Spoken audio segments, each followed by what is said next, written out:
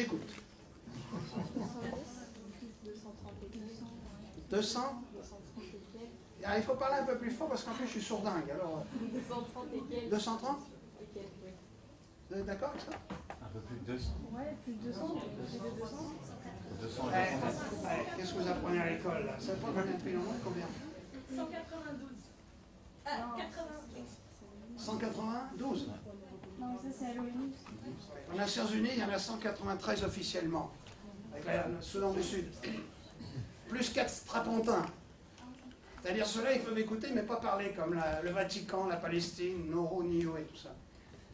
Bon, ça dépend comment on compte. Moi, ma façon de compter, j'ai compté par zone administrative. France-Corse, c'est un pays pour moi. Polynésie française, c'est un territoire, parce que même si on connaît bien la métropole, on ne connaît pas Tahiti. Donc moi, j'ai compté par zone administrative, ce qui arrive à un total en ce moment, d'après ma façon de compter à moi, à 251 entités. Voilà. Bon, ce qu'il faut retenir de tout ce que je vais vous raconter, c'est une seule phrase. Et je vais vous l'écrire au tableau. Et ce qui fait le titre de cette conférence, c'est-à-dire que la Terre n'est qu'un seul pays. Je vais vous l'écrire. Voilà, j'ai de la place.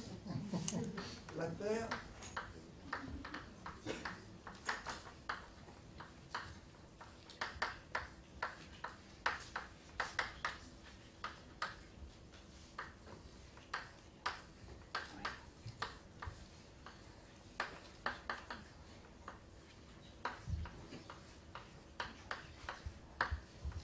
Voilà, c'est la seule chose qu'il faut retenir de tout ce que je vais vous raconter.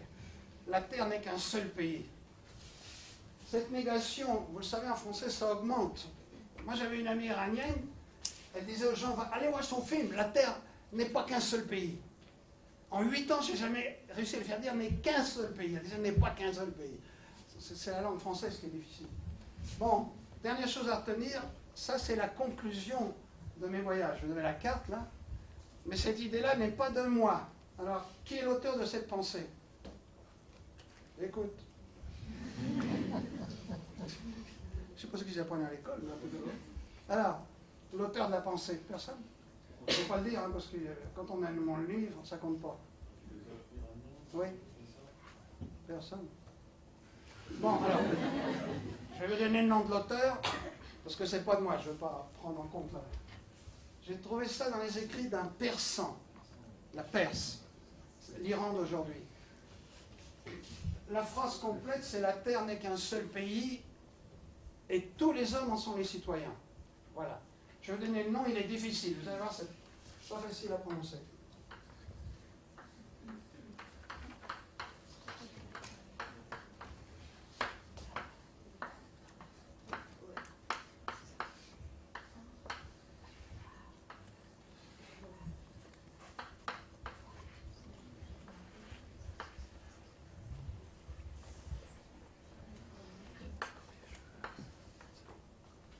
Baha'u'llah. Qui c'est qui a entendu ce nom-là avant? 1, 2. Formidable. Il y a des fois, il n'y a personne. 2. Alors, le nom est difficile. C'est un mot arabe. Le nom est difficile à prononcer. Le H est aspiré. On n'a pas de H aspiré en français, sauf pour les haricots. C'est pas Baha. Baha. Baha. En plus, le U est mal transcrit. Les Arabes vont prononcer Baha ou là. Et les Persans, parce que lui c'est un Persan, ils disent O, Baha, Olla, mais jamais U. Vous voyez le travail? Moi, ça m'a mis un mois avant de prononcer ça. Baha, Olla. Voilà, la seule chose qu'il faut retenir, c'est cette idée-là et le nom de l'auteur. Napoléon disait un petit croquis vaut mieux qu'un long discours. Eh bien, j'ai amené le petit croquis, le voilà. Vous avez tous mes parcours là. Il y a 2 couleurs, comme vous remarquez, je ne sais pas si vous voyez bien avec la lumière, noir, des traits noirs et des traits rouges. D'accord? Quand j'étais môme, j'avais un gros rêve. Visiter tous les pays du monde et tous les territoires sans exception. Voilà. J'avais un gros problème. Pas un rond. Je suis parti de France, j'avais 17 ans. T'es mignon comme tout, moi, à l'époque. On n'en parle plus, là, mais... Là, je rentre dans ma période canigou, alors c'est foutu. 17 ans, 10 francs en poche, en 55. J'ose plus en parler aux jeunes. Quand je leur parle des années 50, ils me parlent pour l'homme de... Ils me prennent, pardon, pour l'homme de Cro-Magnon. Je leur dis, les gars, on n'avait pas de téléphone à la maison. Oh, on n'avait pas de téléphone à la maison à cette époque-là. Moi, mon voisin, il voulait avoir le téléphone chez lui. Désespéré, il a écrit une lettre au PTT. PTT, c'est eux qui mettaient soi-disant les téléphones. Il m'a montré la lettre. Cher PTT, virgule, prière de mettre le téléphone sur ma tombe. Je serais sûr de l'avoir. Voilà à l'époque. Pire, on n'avait pas la télé. Pas de guide de routard. Bref, il n'y avait pas de renseignements. En plus, il fallait un visa pour l'Espagne, l'Allemagne, pour le Brexit. Avec Schengen, on ne se rend plus compte de tout ça. On ne peut plus imaginer ces années-là. Et en plus, le comble, on reconstruisait le pays de la guerre et on ne parlait pas voyage. Aujourd'hui, faire le tour du monde, ça ne veut plus rien dire. N'importe quel niaiseux peut le faire. 6 000 balles à Nouvelle Frontière et puis un Boeing, craque, en 48 heures, il a fait ça. Ça ne veut plus rien dire, le tour du monde. Mais dans les années 50, on ne partait pas. Donc j'ai cru que mon rêve de voir l'ensemble du monde était impossible et fou. Eh ben, stop, marche pas non plus. Ouais, il a retard. Donc j'ai cru que c'était impossible et fou. Alors, il y a ça s'est fait, ce voyage, en fait. Aujourd'hui, c'est fait, c'est réalisé ce rêve. Visiter tous les pays, tous les territoires du monde. Ça m'a pris plus de 50 ans. C'est-à-dire que j'ai rien fait d'autre dans la vie, j'ai fait que ça. Autrement dit, j'ai pris une vie sabbatique. Il y en a qui prennent 6 mois, 1 an, je dis ça ne va pas suffire. Toute ma vie, voilà. Ça s'est fait en 2 temps. Il y a un trait noir, on a du mal à distinguer tellement il y a de traits, mais un trait noir, c'est qui représente le premier voyage qui a duré 18 ans sans rentrer à la maison. 18 ans sans rentrer. Que je considère comme ma partie universitaire. Alors, il y en a, les Français toujours très gentils, qui me disent, bah dis donc, toi t'apprends pas vite. Certes. 18 ans sans rentrer. Ce qui m'a fait rentrer, c'est une dysenterie pas soignée, un verre d'eau polluée au Pakistan. Une dysenterie, on n'a pas cette maladie-là en Europe. Disons que c'est une chiasse puissance 100. Ça vous accroupit toutes les heures au bord de la route. J'étais si maigre, je faisais le tour de ma taille avec mes doigts. Pas normal ça. J'étais à 4 pattes, j'ai dû rentrer. Mais j'étais furieux, il me manquait des pays. Donc la deuxième partie, ce sont les traits rouges. J'étais en France. Et pendant 30 ans, je partais chaque année 6, 7, 8 mois pour finaliser mon rêve. Vous voyez ? Donc aujourd'hui, c'est fait.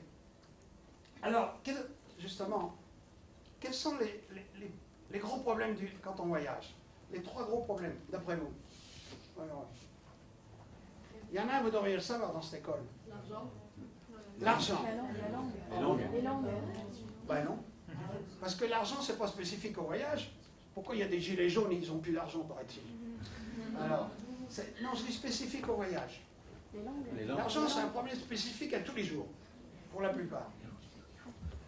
Non, alors? Mais ici, vous devriez... Les langues. Les langues. Les langues, merci. La communication. C'est le bazar. Moi, je n'ai pas calculé, mais il paraît qu'il y a plus de 6000 langues dans le monde. Donc, et alors, les langues, il y a un autre gros problème. Alors celui-là, il me fait sauter en l'air. Énorme quand on voyage. Parce que vous avez voyagé, certains parmi vous. Il y en a qui vont voyager. Alors, quel est l'autre gros problème du voyage? L'administration. Voilà, qui c'est qui a dit ça? Bravo, oui. Le visa. Le visa. Et qu'est-ce que... À la fin, elle passe plus le visa. C'est une permission de rentrer. Ah, t'as vu ce pays-là? Eh ben, ça c'est mon ennemi, tu ne rentreras pas chez moi. Gna, gna, gna. Moi, je ne peux plus rentrer dans les consulats aujourd'hui. Tellement ils m'ont traumatisé. Dès que je rentre là-dedans, il y a les poils qui se dressent. Et je suis tellement nerveux, j'arrive plus à remplir ma fiche d'inscription. Et j'arrête parce que je m'énerve bien sûr, c'est le visa. Mais je vais vous dire la dernière qui m'est arrivée. Vous allez voir. Quand je faisais mon tour du monde en stop, je vous expliquer après. Je suis passé à Bali, en stop, et 3 îles à côté, il y a l'île de Komodo. Vous avez entendu parler, on voit à la télé les dragons de Komodo. Vous avez vu ça? Mais moi, je suis passé à côté des dragons, personne ne m'a rien dit, j'avais pas de guide de routard, aucun renseignement, je passe comme une fleur, j'ai raté ces bébêtes. Mais maintenant, à la télé, on les voit tous les 2 jours à peu près. Je dis, il faut que j'aille voir ça. Donc, je retourne en Indonésie. Alors, pour y aller maintenant, la première fois que j'ai été, il fallait que je me coupe les cheveux déjà pour rentrer. Puis maintenant, pour rentrer, ils veulent des touristes. On arrive à Bali, sans avoir de visa, ils le donnent à l'entrée. 15 $. Je vous signale qu'il vaut mieux avoir 15 $ que 20, parce que 20, ils n'ont jamais de monnaie. Bizarre. Alors, prenez 15. Donc là, on peut rentrer. Et là, donc j'étais voir ces dragons, mais je voulais aller voir une autre île où j'avais fait escale avant, qui s'appelle Timor. Ça vous dit quelque chose, Timor? Alors Timor, c'est une île qui est divisée en 2, une occupée par les Indonésiens, et l'autre qui est indépendante maintenant, Timor-Leste. J'avais fait escale là, dans Timor-Leste, enfin ça s'appelait Timor, c'était portugais à l'époque. Je n'ai pas visité, moi ça me frustre de rester qu'1 heure à l'aéroport. Donc, j'ai dit, je vais aller voir Timor. Donc je prends un avion, c'est des îles de la Sonde, et j'arrive à Timor. Je visite, et quand je veux rentrer en Indonésie, mais là c'est pas 15 $, tu rentres. Tout le business d'aller voir le consul, les papiers, ça recommence. Alors il m'a dit, bon, pour le visa pour entrer en Indonésie, il faut tel papier, tel papier, tel papier. D'accord, j'arrive avec mes papiers, mais il en manque un. Et vous ne l'avez pas dit celui-là. Ah bah oui, mais il faut... Bon, ne me l'acquiert pas. Je reviens avec le papier. Alors ça va? Non, il en manque encore un. On est cogné là. Je ne pourrais pas dire tout à la fois, non? Et alors quand j'ai tout amené les papiers, il me fait, bon maintenant il me faut une photo. Normal, j'ai toujours des photos quand je voyage, j'ai donné une photo. Il regarde ma photo, il me fait, elle n'est pas bonne. Quoi, elle n'est pas bonne? J'ai dit, écoutez, c'est la photo qui est dans mon passeport. Alors elle est bonne dans le passeport, mais pas pour vous? Non, elle n'est pas bonne pour moi. J'ai dit, alors, et pourquoi donc? Il me dit, parce que derrière la tête, il faut que le fond soit rouge. Ah bon? J'ai dit, mais vous vous moquez de moi ou quoi là? Elle me dit, non, regardez le tas de demande. Et toutes les photos d'identité, il y avait le fond rouge derrière. J'ai dit, mais excusez-moi, mais où je vais faire ça? Il n'y a aucune photo maintenant de personne qui fait des fonds rouges derrière. J'ai dit, si, j'ai un copain qui fait ça. Bon, j'arrête sur les visas. Alors, les 3 gros problèmes, donc, communication, c'est clair, on se décolle. Il y a donc le visa, je dirais le 3e, c'est peut-être quand on voyage, c'est la tomber malade. On peut pas, il est difficile de faire le tour du monde sans tomber malade. Voilà. L'astuce, c'est d'attraper une maladie qui permette de continuer. Voilà. Donc, j'ai passé... Moi, j'ai rien prévu, puisque j'avais aucun renseignement, et pas d'argent, ça, j'avais rien prévu, et tout s'est enchaîné malgré moi. Je dis ça parce que je suis au retour maintenant. C'est un espèce de destin, c'est gros à dire, mais qui m'a tiré vers l'avant. Mais j'ai rien planifié. Ce qui s'est passé, parce que je suis de retour maintenant, le premier voyage de 18 ans, les 7 premières années, je les ai passées justement à apprendre des langues. Parce qu'il y a un problème de communication. Pour ça, en parlant de langue, quand on va dans un pays qu'on ne peut pas parler la langue, ce qui est le cas dans la plupart des pays, qu'est-ce qu'on peut faire pour se faire comprendre? Des gestes. Eh ben voilà. C'est ça que je faisais, mais il faut faire gaffe. Parce que même les gestes, c'est pas international. La première fois que je voulais manger, je ne peux pas parler. Alors, montrez-moi le signe. Vous avez faim, vous m'expliquez, vous voulez manger. Qu'est-ce que vous faites comme signe? Il y en a, il fait comme ça les toilettes. Mais pour manger d'abord. Oui, moi je faisais comme vous, la miam miam. Eh bien, le premier Chinois à qui j'ai fait miam miam, il n'a pas compris. Il voulait m'arracher les dents. Parce que le signe manger pour les Chinois, il faut faire le bol de riz avec les 2 baguettes. Ça, ils comprennent. Vous voyez? Au Vietnam, pareil, vous voyez? Le bol de riz avec les baguettes. Mais ça, faites gaffe à vos dents. Comme je ne parlais pas, je vais au marché, je vais acheter des bananes. Je monte, je vais acheter 10 bananes. Montrez-moi, vous voulez 10. Qu'est-ce que vous faites? Voilà, bah oui, c'est ça que je faisais. 10. Eh bien, à nouveau, je ne sais pas pourquoi, mais le premier Chinois à qui j'ai montré les bananes, j'ai fait 10. Il s'est sauvé, il croyait que je voulais l'étrangler. Eh oui, parce que le chiffre 10 pour les Chinois, il faut faire une croix. Ça, il va comprendre. Mais ça, il se sauve. Le chiffre 7, si j'ai bonne mémoire, c'était comme ça. Vous voyez les difficultés. Il y a autre chose qu'on peut faire pour se faire comprendre, en dehors des signes. Encore une autre chose, si on ne parle pas, c'est quoi? Des sons. Ah, autre chose. Des bruits. Les Bruits, des sons. Eh bien, des bruits. Des bruitages, oui. Des sons. Eh bien, vous n'allez pas croire, même ça, c'est pas international. Pour avoir un œuf, on ne peut pas parler. Qu'est-ce que vous allez faire pour avoir un œuf? Je vous écoute un peu. Le bruit de la poule. Hein? Alors, ben oui, mais il faut le faire. Alors, je vais vous montrer, des fois que vous partiez voyager, que vous ne soyez pas en panne. Hein. Et je prends un perchoir parce que mon papa, c'est un paysan auvergnat, il avait des poules, elles se perchaient pour pondre. Alors je vais me percher, faire comme les poules de mon papa. J'espère que je prends une caution. Non mais rigolez pas, j'ai 81 ans, c'est plus l'âge de faire de l'acrobatie. C'est au dernier voyage sinon.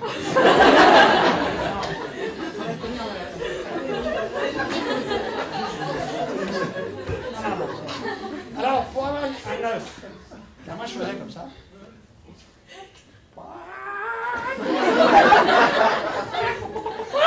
Et avec ça, j'ai quoi? La poule entière. J'ai pas un œuf, j'ai le poulet. Le mec, il sait pas ce que je veux. Alors l'œuf, il faut être beaucoup plus précis que ça. Ça se passait comme ça.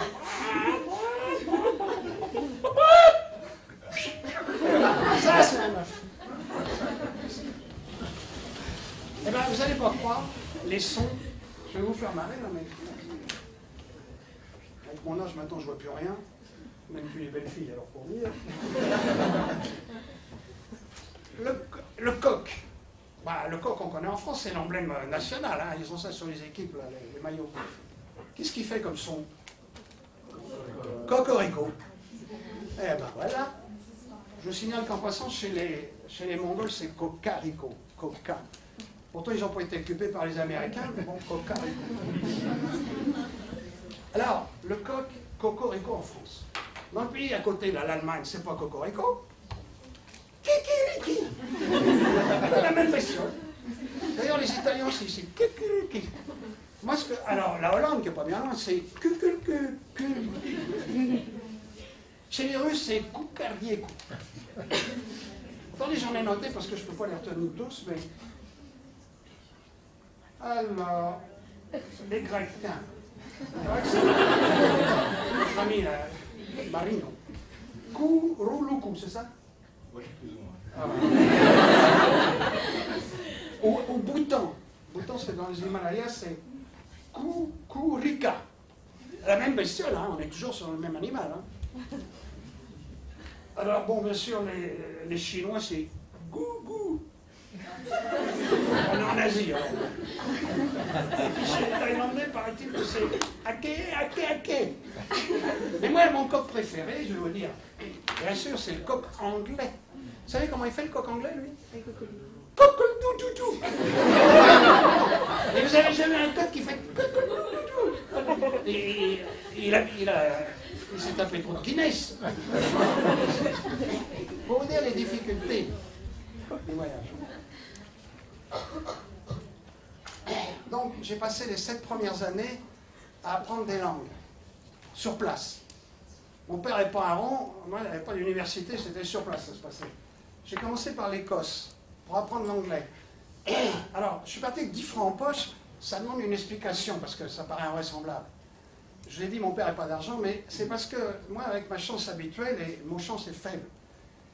Par erreur, j'avais fait l'école hôtelière à Paris avant de partir 3 ans en avance. Et ils ont inauguré un stage avec l'Écosse pour la première fois dans l'histoire de l'école cette année-là. Ils prenaient les 3 premiers, et ils m'ont demandé si je voulais aller en Écosse, et moi qui cherchais à apprendre l'anglais correctement, j'ai dit oui, et je suis parti comme ça.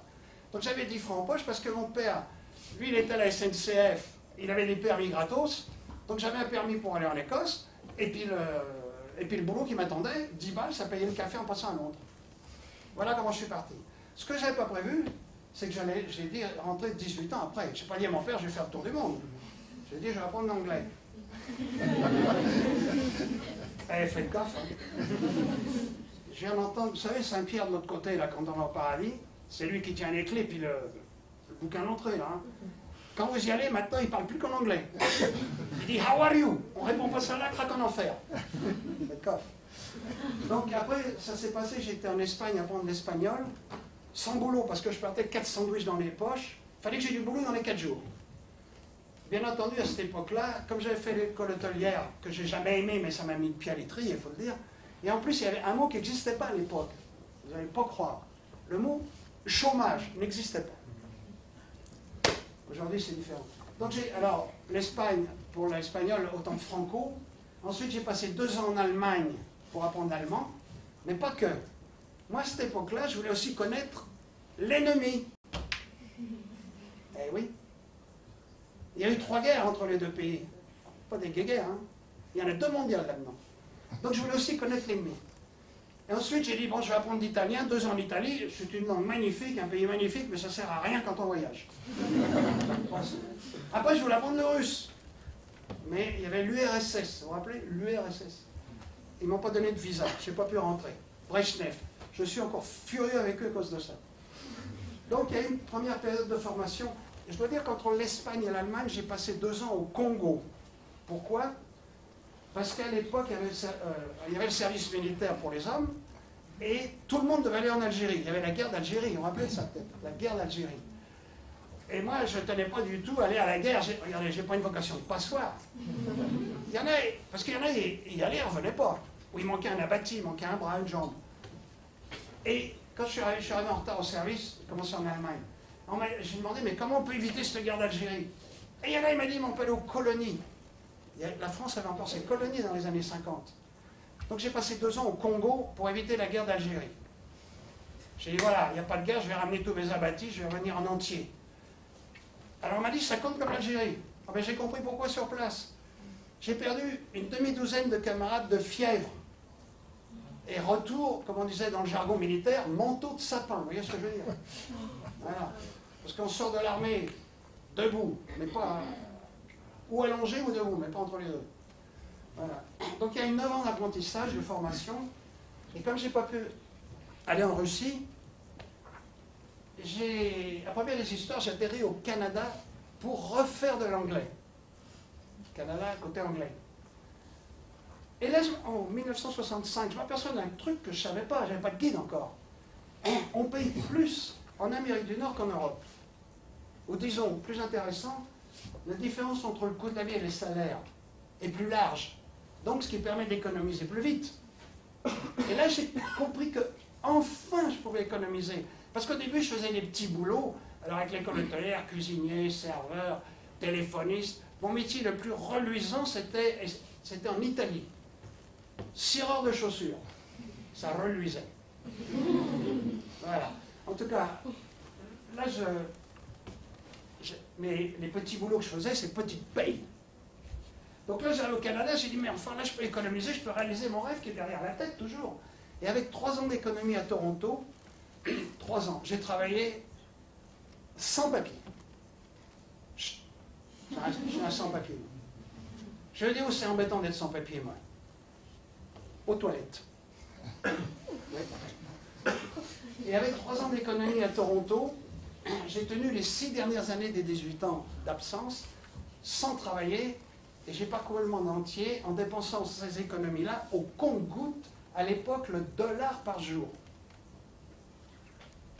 Très bon pour la ligne, très mauvais pour l'estomac. Alors ce $, s'explique pour 2 raisons majeures. Excusez-moi. Il y en a une, je n'ai pas payé pour le transport, j'ai tout fait en stop. En tout, j'ai marqué là 400 000 km en stop. Ça a l'air de rien, c'est quand même la distance de la Terre à la Lune, en stop. 300 000 avec celui-là, 100 000 avec l'autre. Vous savez pourquoi? Il y a des malins là qui roulent à gauche. Ben, quand ça roule à gauche, c'est technique. Si vous sortez le pouce droit à gauche, au lieu d'avancer, on recule. Et je voudrais vous dire, puisque le monde est divers, c'est ce qui fait peut-être sa beauté aussi, Ce signe-là, c'est un truc d'occidental. C'est pas un signe international. D'abord, la première fois que j'ai sorti mon pouce comme ça en Australie, le gars, il s'est arrêté aussi sec, il est descendu, il m'a foutu une baffe. Parce que ça, c'est une insulte en Australie. Le stop en Australie, faites gaffe, c'est comme ça. Regardez la carte, l'Australie, c'est en dessous, c'est peut-être un rapport, j'en sais rien. En Iran, c'est pareil, c'est une insulte. Alors attention, au point où, à la fin, je ne faisais pas de stop directement, je demandais d'abord, comment on fait du stop dans votre pays? Vous voyez, je ne voulais pas prendre des baffes. Alors en Israël, je ne vais pas faire une démonstration, mais on met le doigt comme ça. Des choses comme ça. En Inde, je me mets au milieu de la route, et puis quand je voyais un camion. Je ne le ferai plus maintenant parce qu'avec le trafic qu'il y a, je serais mort. Mais en tout cas, à l'époque, il n'y a pas beaucoup.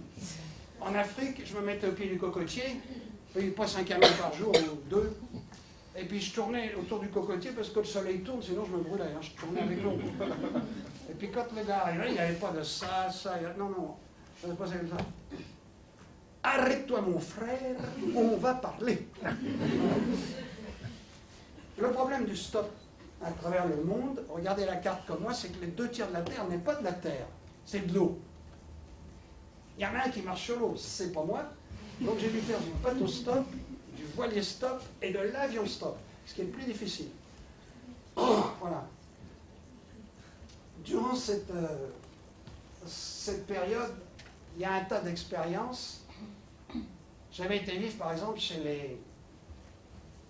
les hippies à San Francisco, au temps de leur splendeur, à Haight-Ashbury. Vous vous rappelez des hippies? Les gars, les cheveux longs, la marguerite, le joint. Vous avez déjà fumé les joints? Non? Ouais. Entre nous, je veux dire, hein, c'est meilleur que le cognac. On plane plus haut, le lendemain, il n'y a pas de gueule de bois. Bon, faut pas se me prendre sur moi parce que moi, je suis anti-drogue. Hein. Alors, il y a un hippie, je voulais connaître leur philosophie. Il me dit, alors, il dit moi, en anglais, il dit moi, alors il disait oui, cool, hey, cool, man, il s'est en avance, c'est cool, cool. Hey, cool, man, il dit moi, je peux pas me perdre. Parce que je sais pas où je vais. Hein? J'étais vivre chez les bonzes à Bangkok. Les bonzes. Pour connaître le bouddhisme. Moi, le fond de ma pensée, c'est les bons à rien. Je ne veux pas choquer personne, mais ils apprennent à rien faire. Alors. Mais en tout cas, le mien, sympa. Prabuntin. Vous savez, les bons, on a vu à la télé, au cinéma, ils se rasent le crâne, les poils, tout, là. Bon, là, je n'ai pas regardé, en tout cas. Ils se rasent. Il n'y a pas de poils. Et le mien, Prabuntin, le jour de la distribution de la lumière, elle n'était pas là, mais il était sympa, il m'hébergeait. Et dans sa cellule de bronze, vous avez entendu parler du magazine Playboy? Les mecs, Playboy. La page centrale, là. Il y a comme dit ma fille, là-dessus, il y a la plumette. Elle appelle ça la plumette du mois. Ben, je regarde, je vois pas une plume dessus. Il avait les 12 plumettes de l'année dans sa cellule de bronze. Moi, je suis en faveur du bouddhisme, j'ai fait un séjour sympa. Ensuite, j'ai été vivre dans des écoles de yoga en Inde pour connaître l'hindouisme. Alors là, c'est un autre cas de figure. J'avais un swami, un prof, il nous expliquait les positions du yoga. Comment se tord dans tous les sens, mais très bien, hein. Oh, il expliquait ça. Mais le problème, il ne pouvait pas les faire, il était trop gros. Alors, peut-être trop gros, mais pas bête. Il sous-nourrissait depuis 3 ans un Américain qui était maigre comme un clou, puis il lui disait « montre-leur ». Regardez, pour se tordre dans tous les sens. Ouais. Et moi, le matin, le swami nous montrait, il nous expliquait la position du lapin. Ben, à midi, quand je m'asseyais dans la cantine, alors une cantine, il n'y avait que le ciment, il n'y a pas de table, il n'y avait rien. Hein. On était tous en tailleur, on nous mettait une tomate, une carotte, une courgette devant le nez, sans couvert, sans rien. C'est là que j'avais envie de prendre la position du lapin. Vous voyez le truc? J'ai été vivre chez les soi-disant coupeurs de tête à Bornéo. J'ai été vivre chez, alors là, c'est un nom, je ne sais pas, c'est chez le docteur Schweitzer à Lambaréné. J'ose plus dire ce nom-là parce qu'il y en a qui ne connaissent pas. Il y en a qui ne connaissent pas ici. Schweitzer. La plupart des gens, ils me regardent. Les jeunes, je parle. Les vieux cow-boys, oui, ils entendent. C'était le Mandela, ça me dit quelque chose. Voilà. Donc c'était le Mandela de l'époque. Si vous voulez, avant Mandela, c'était un prix Nobel de la paix qui avait bâti un hôpital au Gabon, à Lambaréné. Il y avait des films, c'est un philosophe, un joueur d'orgue, personnage éminent. Mais aujourd'hui, son nom a passé de mode, il faut le lire. En tout cas, Ouais, quand on parlait que de lui, je voulais voir aussi sa philosophie, comment il vivait. Donc, il y a un tas d'expériences. Et il y a aussi, je ne sais pas si vous avez remarqué, en entrant, je me suis retrouvé quand même 7 fois en prison. Je suis très dangereux, ça saute aux yeux. Hein. Ah ouais, 7 fois. Et une fois, ils m'ont piqué en Syrie. Je voulais voir la... Enfin là, je ne vais pas entrer là-dedans parce que où Saint-Paul était tombé de son cheval à Damas. Bon, en tout cas, des choses qu'on ne sait plus ça. Mais au lieu d'aller me montrer ça, les gars, ils ne se sont pas arrêtés, ils m'ont amené au deuxième bureau, ils m'ont cuisiné pendant 3 jours. Ils me prenaient pour espion d'Israël. Et le troisième soir, ils m'ont dit, bon, ben ça va, tu peux partir. J'ai dit, non, moi je pars pas. Mais pourquoi tu pars pas? Eh les mecs, il est 7 heures, c'est l'heure de la soupe. Alors la soupe d'abord. 7 fois en prison. J'ai failli me faire flinguer. Flinguer. Une dizaine de fois. Vous avez en face de vous un miraculé. Comment j'ai échappé à tout ça, je ne sais pas. Il y a un abruti de militaire en Afghanistan, il m'a planté sa baïonnette entre les 2 yeux, j'avais la tête contre le mur, je ne peux plus bouger. Je le connais minuit au pied des Bouddhas qui n'existent plus là. Mais je croyais qu'il allait faire un 3e œil. Je voyais cette baïonnette qui faisait comme ça là. Vous avez entendu parler de Charlie Hebdo, ben voilà, c'est récent. Ben une fois, les Kalachnikov de Charlie Hebdo, c'est pas à la télé que je les ai vus, c'est dans mes coupes. J'ai cru que j'allais y passer. Je ne vais pas tout raconter parce que là, on va passer la nuit à rien à ça. Vous en voulez une dernière? Alors, voilà. Une fois, j'étais en Éthiopie, je voulais faire du stop jusqu'à la frontière du Kenya. Alors, il faut s'imaginer l'Afrique, il y a la piste rouge, et il y avait ce qu'on appelle les matitis, c'est des herbes hautes qui montent jusqu'à 2 mètres. En fait, ça faisait une espèce de corridor, la verdure et la piste rouge. Et moi, toute la journée, j'étais assis là, j'attendais, il ne passait rien.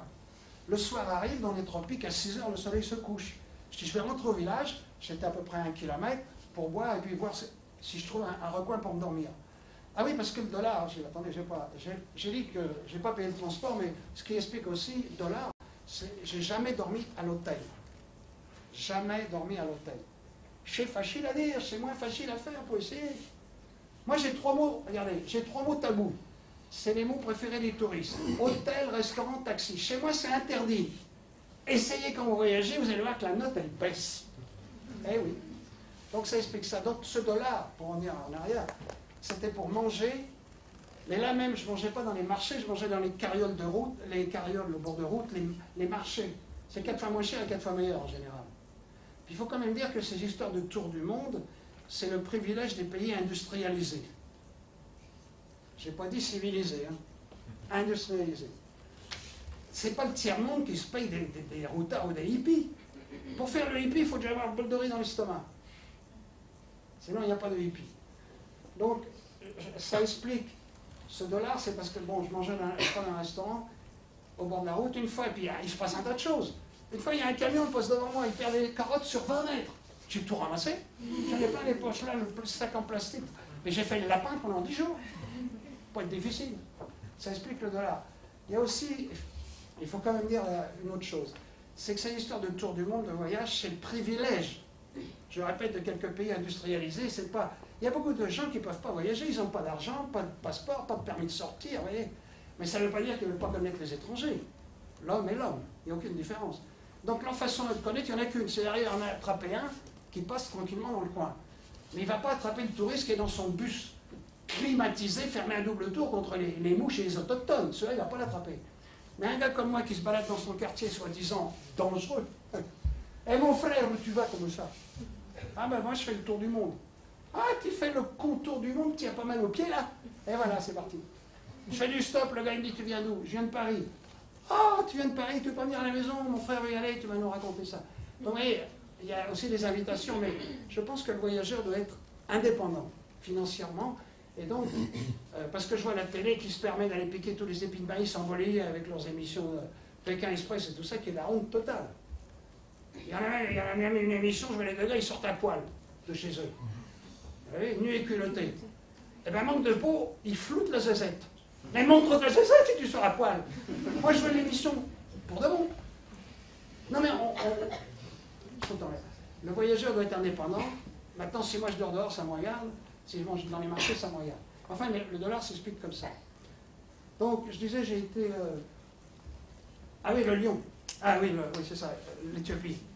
Toute la journée assis, 6 heures du soir arrive, je dis bon, je rentre au village, boire un coup, j'avais même pas de gourde d'eau avec moi. Un soleil en Éthiopie. Au moment, alors je prends mon sac, au moment où j'allais le mettre sur le dos, oh, c'est pas vrai, parce qu'il y avait un virage devant, je ne voyais pas d'où ça venait, j'entends un bruit de moteur. Alors à faire du stop tous les jours, dès qu'on entend un bruit de moteur, il y a un réflexe de Pavlov. Le pouce se tombe. J'entends le bruit de moteur, moi je pose le sac, le gars arrive, Land Rover s'arrête, poussière. Ça met 3 minutes avant de se regarder. J'ai dit, vous allez où, monsieur? Il me dit, je vais à la frontière du Kenya. J'ai dit, écoutez, c'est là où je vais. Vous pouvez m'emmener? Pas de problème, non, prends ton sac. Alors, il faut bien que je montre le truc. Disons que ça, c'est le moteur, c'est l'avant du moteur de la Land Rover. Il faut être clair, hein, là. Mon sac était là. Donc, le gars, le chauffeur, alors, je prends mon sac. Un pas, 2 pas, au moment où je mets le sac dans la Land Rover, qu'est-ce que je vois? Là où était mon sac, quelques secondes avant, un lion qui sort de là, mais pas un lion en peluche, un vrai de vrai, un gros mâle avec une grosse crinière, tranquillement qui passe là où était mon sac. J'étais derrière ma portière, le chauffeur était au volant, il dit, j'ai jamais vu un lion de si près, j'ai jamais vu. Mais je m'imaginais, à quelques secondes près, assis sur mon sac, et puis le lion qui passe, excusez-moi de le sujet. Bon, d'accord, s'il n'a pas faim, il n'a pas mangé, mais je ne savais pas s'il avait dîné. Donc il y a une part de chance maintenant. Bon, je ne vais pas en raconter d'autres, mais pour vous donner une idée, je suis un miraculé là. Et ah oui, j'ai été expulsé plusieurs fois. Déporté, j'adore, c'est gratos. Les trucs à Sarko et Pasqua là. Seulement, il faut être déporté dans la bonne direction. Voilà l'astuce. Alors, vous êtes en train de me demander, alors je vous explique tout ça pour vous montrer comment j'ai fait mes humanités. Voilà. Comme j'ai pu. Et vous êtes en train de me demander, mais pourquoi faire tout ça? Pourquoi tout ça? C'est pas banal, je vous signale. Hein. Alors, je me suis posé la question, mais pourquoi je fais tout ça? Je savais que ce que je faisais était correct. Pour moi, l'art de vivre, pour moi, je pense qu'on a, à la naissance, chacun de nous, on a un petit pointillé tracé. Et l'art de vivre, c'est de trouver son pointillé, ce qui n'est pas facile. Et ensuite de le marcher, ce qui n'est pas facile non plus. Mais si on n'est pas sur son pointillé, on n'est pas bien dans sa peau, ça grésille, vous voyez ce que je veux dire. Moi, je me sentais en accord avec moi-même. L'important dans la vie, c'est d'être bien dans ses baskets, comme on dit. C'est ça, d'être heureux. Il n'y a pas d'autre critère. Faire le tour du monde n'a aucune sorte d'importance. Mais être en accord avec soi-même, c'est ça la réponse. Moi, je me sentais dans mon truc. D'ailleurs, si ça n'avait pas été mon truc, jamais j'aurais pu le faire. Moi, j'aurais voulu faire ça, mais jamais j'aurais pu le faire. Mais j'étais en accord, mais pourquoi? Alors, la réponse m'est venue au bout d'une quinzaine d'années. Je suis né avant la guerre. La deuxième, là. Oh. Il y en a, ils me voient à Verdun avec des bandes moqueries dans les tranchées, là. Non, la deuxième. Et je dis ça parce que les premiers souvenirs de la vie pour moi, c'était la guerre. Pas la guerre à la télé, parce qu'on n'avait pas la télé. On avait les Boches. Au point où, moi, quand j'étais môme, je faisais un cauchemar récurrent. Je me voyais devant un peloton de la Gestapo en train de me fusiller. Ça commençait fort. J'ai passé une nuit debout sur mon lit, j'habite Brunois, à côté de Brunois, ils ont bombardé Villeneuve-Triage à côté, toute la nuit.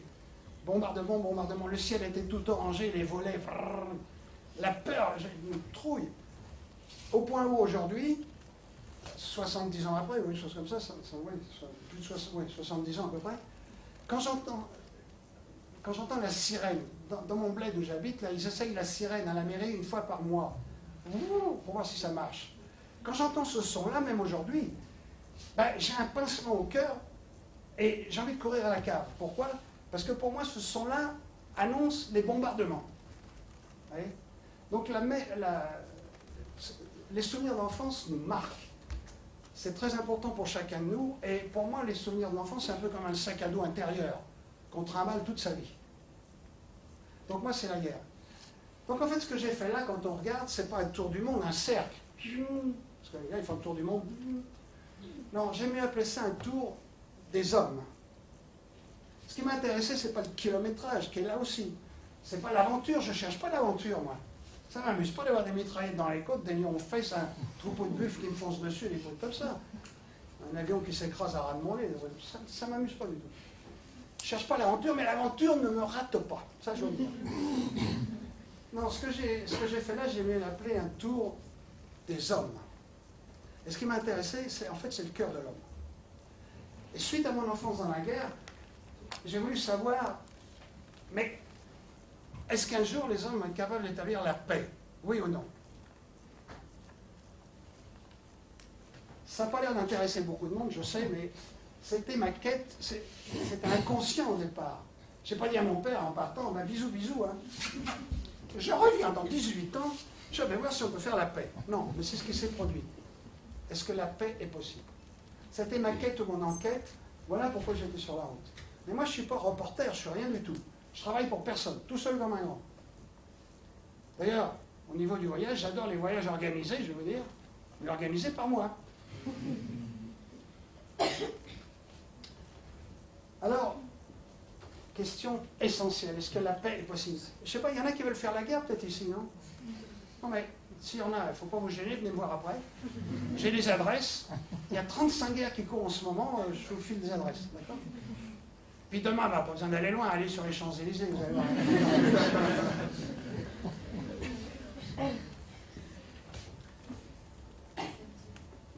En fait, l'important, d'abord c'est ma conclusion à moi. Alors, peut-être que je peux donner la réponse, je ne sais pas si ça vous intéresse.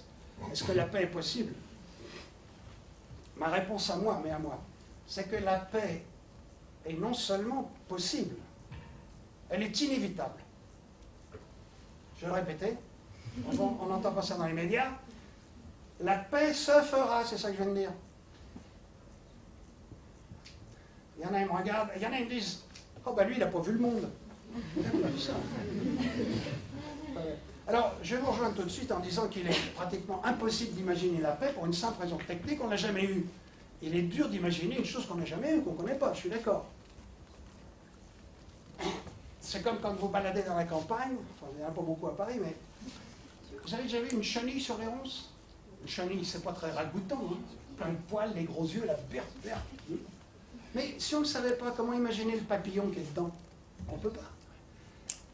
Je suis d'accord avec vous que la période de l'histoire de l'humanité qu'on a vue jusqu'à date, je dirais que c'est la période chenille, pas ragoûtante du tout, et que dans cette période chenille, il est pratiquement impossible d'imaginer le beau papillon de la paix, je suis d'accord. Mais je dis, s'il y a chenille, il y a papillon. Il y a un temps pour chaque chose. Il y a un grand savant, il s'appelait Monsieur Une Pierre, vous connaissez? Putain, mais qu'est-ce que vous apprenez à l'école? Bon, alors, Einstein, ça vous dit quelque chose? Ben, je traduisais. Einstein, ça veut dire une pierre. Il ne faut pas tous de la langue. Voilà. C'est une pierre. Einstein, il disait que les guerres, c'est la rougeole de l'humanité. Moi, je dis, ce sont peut-être les crises pubertaires de croissance. Pas très ragoûtantes, on est d'accord. Mais peut-être nécessaires au processus, mais je répète, il y a un temps pour chaque chose. L'humanité n'est pas statique, elle est en constante progression.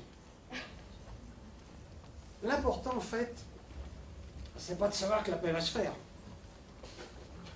Ça n'a aucune sorte d'importance. L'important, pour moi, c'est de savoir comment la faire. Soyons moins une fois pratiques. Comment la faire? Voilà. Comme vous êtes bien assis, je vais poursuivre mon petit truc. Si je vous parle de la paix, c'est parce que ce n'est pas un vœu pieux de ma part. Je vais vous faire une confidence, mais à l'époque, cafeté en ville, vous allez vous faire agoniser. Ce que j'ai vu moi, et je ne veux pas jouer à Macron, qui est à la mode en ce moment, c'est que la paix, écoutez bien ça, elle est en marche. T'as entendu ce que j'ai dit? La paix a démarré. Voilà ce que j'ai vu. Alors, ça demande une explication. Si ça vous intéresse, je vous la donne. Brièvement, ça vous intéresse. Je vais prendre une image pour me faire comprendre. Pour bâtir une maison nouvelle, il faut des briques nouvelles. On ne fait pas la maison nouvelle avec des briques pourries. Des briques nouvelles. Mais un tas de briques nouvelles, ça ne fait pas une maison, ça fait qu'un tas de briques, on est d'accord. Il Il faut autre chose. Le plan de l'architecte. D'accord? Si on a le plan de l'architecte, les matériaux nouveaux, on peut bâtir la maison nouvelle. Je pense que pour la paix, c'est similaire. Pour bâtir la paix, tout simplement, il faudra un homme de paix. Aussi simple que ça. En fait, parce que il faudra commencer par soi-même. Tout le monde veut que ça change à condition que les autres changent. Facile. Il faudra un homme de paix. Mais je dirais qu'un assemblage d'hommes de paix, de sages ou de saints, n'est pas forcément capable de gérer la société dans son ensemble. Voyez, il faut aussi autre chose dans ce domaine-là. Il faut aussi le plan de l'architecte. Vous voyez? Quand il y a le plan, l'homme nouveau, l'homme de paix, un homme à l'esprit fraternel, universel, quoi. On pourra bâtir cette paix. D'accord? Moi, ce que je vous dis ce soir, mais à chacun de juger, je ne suis pas parti pour ça. Moi, je voulais voir le monde, point. Je ne me suis pas posé d'autres questions. C'est que, quand je suis passé en Iran, en Perse à l'époque, au 19e siècle, vous savez, les pays changent de nom. Nous, on s'appelait avant la Gaule, maintenant c'est la France. La Perse a changé de nom, comment ça s'appelle aujourd'hui? La Perse. L'Iran, merci. L'autre fois, j'étais dans une école au mois de février, je demande, c'est des jeunes élèves, je leur dis, les pays changent de nom, alors la Perse a changé de nom, comment elle s'appelle aujourd'hui? Au mois de février, il m'a sorti du tac au tac. Eh bien, monsieur, la perception. Au mois de février. Donc, l'Iran d'aujourd'hui.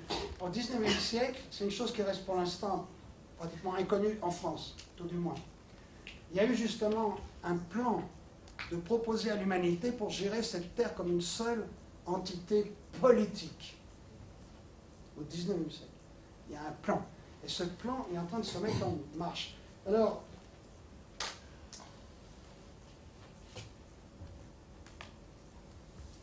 ce qu'il faut comprendre, je ne suis pas prof d'histoire, mais il faut que j'explique un petit peu quand même. Qu'est-ce qui fait progresser la civilisation? On ne dit pas ça à l'école, mais bon. Il y a deux forces, comme deux ailes d'un oiseau. Pourquoi? Parce que l'homme a une double nature. Il y a le côté physique, qu'on voit là, pas très gros. Et puis, moi, l'autre dimension que j'appelle spirituelle. Ça défrise la moitié des Français, ce mot-là. Mais je ne vois pas quel autre mot. Matériel, spirituel. Donc, il y a deux forces qui répondent à ces deux besoins. Côté matériel, il y a la science. Donc, les découvertes de la science ont pour but d'améliorer les conditions physiques de l'homme, ni plus ni moins. Autant des Grecs et... des Grecs. Avant, même les Phéniciens. Même les Romains, après. Pour faire avancer le bateau, les gars, ils avaient les esclaves, là. Puis le gars, avec son fouet, qui faisait 20 mètres de long, qui fouettait. Et plus il fouettait vite, plus ça allait vite. Maintenant, on a inventé le moteur, pas besoin de fouetter l'esclave, et ça avance encore plus vite. Donc la science a pour but d'améliorer les conditions physiques de l'homme. Voilà. Si on regarde l'histoire, on se base sur 6000 ans d'écrits, on voit que c'est l'homme qui découvre les lois scientifiques. Il y a des chercheurs, des savants, tout ça. Et comme disait De Gaulle, j'aimerais mieux des trouveurs. Enfin, ça, vous n'avez pas son. Donc, il est permis à l'homme de trouver les lois scientifiques. Mais si vous regardez l'autre dimension, l'autre aile de l'oiseau, côté spirituel, côté des valeurs, comme on dit à Paris, parce qu'il ne faut pas parler comme tout le monde ici, les valeurs. Eh bien, regardez bien comme moi, il n'est pas permis à l'homme de trouver les valeurs, les lois spirituelles. Si vous regardez l'histoire, elles leur sont expliquées. Elles ont été expliquées au cours de l'histoire parce que moi j'appelle les grands éducateurs de l'humanité, les fondateurs de civilisation. Alors, pour prendre un mot plus clair encore, pour me faire comprendre, ce qu'on appelle les prophètes. Le but du message du prophète, qu'est-ce que c'est? C'est quoi? C'est pas d'embêter les gens comme certains pensent. Le but du message spirituel. Je ne prends pas le mot de religieux qui sent tellement mauvais que je ne veux pas vous décourager. Mais je parle du message de base, l'appel aux valeurs. Pourquoi faire ça? Comme je comprends moi, mais moi, il ne faut pas m'écouter. J'ai pas que moins 4. Oui. Quel est le but de ce message spirituel qui a été révélé aux hommes au cours de l'histoire? Tout simplement de permettre à l'individu d'être lui-même, de développer son potentiel. Parce que les philosophes ne sont pas d'accord sur le bonhomme. Il y en a qui disent il est bon, l'autre il est mauvais, et puis l'autre il dit il est deux. Je dis les mecs, mettez-vous d'accord. En fait, mon idée à moi c'est si, alors je prends un raccourci très raccourci là. Si Dieu est amour, il va pas faire une créature mauvaise. Ça serait illogique. Mais le problème, c'est que l'homme est créé, je dirais, bon, mais seulement potentiellement. Et c'est pour ça qu'il a sa libre volonté pour développer ce potentiel ou pas. Vous voyez le truc? Il est bon potentiellement. Parce que si l'homme est né mauvais au départ, on ne va pas se crever à faire de l'éducation. Il est mauvais, on n'en fera jamais rien. Vous voyez? Ça demande de l'éducation. Alors, regardez, je vais prendre une autre image pour me faire comprendre. Vous avez déjà vu une bougie? La bougie, ça sert à quoi? Va donner sa lumière, sa chaleur. Mais la bougie ne s'allume pas toute seule. Il faut un facteur extérieur. Le cœur de l'homme, si vous regardez bien l'histoire, vous verrez qu'il ne s'allume pas tout seul. Et qu'est-ce qui peut allumer le cœur de l'homme? Le galvaniser. Maintenant, on dirait le booster. Le boost. Je parle français maintenant, vous voyez. Alors, j'ai rien vu d'autre que ce message spirituel. Peu importe lequel, c'est ça qui permet à l'homme de donner son potentiel. Alors le but, c'est de permettre à l'homme de développer ses qualités, ses vertus qu'il a au départ, être lui-même, être libre. C'est ça le but du message spirituel. S'il ne permet pas d'être libre, foutez ça en l'air. Ça ne sert à rien. Mais le but, ça. Deuxièmement, comme on est en troupeau, là, on n'est pas tout seul sur Terre. On est en groupe, donc il y a des provisions pour vivre en harmonie, tous. Vous voyez, c'est le but de ce message. Troisième, pour ceux qui veulent y croire. Ben, préparez l'âme ou l'esprit de l'individu au monde suivant. Pour ceux qui veulent y croire. En tout cas, voilà. Donc, ce qu'il faut comprendre, parce que pour établir la paix, et vous le savez comme moi, parce que ceux qui se posent des questions à ce sujet-là, il y a beaucoup de choses à régler. Tout le monde est au courant. Pour moi, il y a 3 choses majeures à régler. Une, l'économie. Tant que, je vais schématiser, je vais être court là, tant que 20 pays surconsomment dans le nôtre et puis le reste crève de faim, il n'y aura pas la paix. L'économie. Deuxièmement, il va falloir piger qu'il y a une seule espèce humaine. Il n'y en a qu'une seule. Pas beau ça? C'est ça que j'ai vu là. C'est scientifique en plus. Il n'y a qu'une espèce humaine. Partout les gens ont un cœur et des sentiments. Je suis en train de dire des platitudes là, c'est ce que j'ai vu. Il y a des gens merveilleux partout aussi. On est tous coincés entre 2 pôles opposés sur Terre, la joie et la peine. On est tous au milieu. Il n'y a qu'une espèce humaine, voilà ce qu'il faut saisir. Alors, l'économie, il faut saisir que la Terre n'est qu'un seul pays aujourd'hui. C'est devenu, ce qui est nouveau, c'est qu'il n'y a plus de distance. Voilà ce qui a bouleversé l'histoire des hommes récemment. On est tous dans le même bateau tout d'un coup. Bah, tout simplement, il va falloir en tenir compte. Moi, j'ai fait le tour complet, j'ai vu qu'une espèce humaine, et il y en a en France, il n'a qu'un œil, il voit 2 espèces humaines. Chacun son truc. En tout cas. Donc, voilà, la Terre n'est qu'un seul pays, puis j'ai qu'une espèce humaine. Et alors, dernier point, celui que je dis en dernier, mais qui me paraît peut-être le plus important, ça sera de mettre les grandes religions existantes d'accord. Parce que tant qu'elles se bouffent le nez, on n'aura pas la paix. Alors, qu'est-ce qu'il faut piger? Un truc très simple. Le message religieux, la religion bien compris, je ne parle pas de ce que les... Quand on nous parle de religion dans les médias, c'est toujours pour parler du fatras des clergés, des moullas, des rabbins, toute cette clique. Mais Hollywood fait mieux dans le domaine du cirque. Il y en a qui m'a dit qu'ils ont plus de fric, peut-être. En tout cas. Ça n'est pas de la religion, c'est du cirque. Pas besoin de cirque.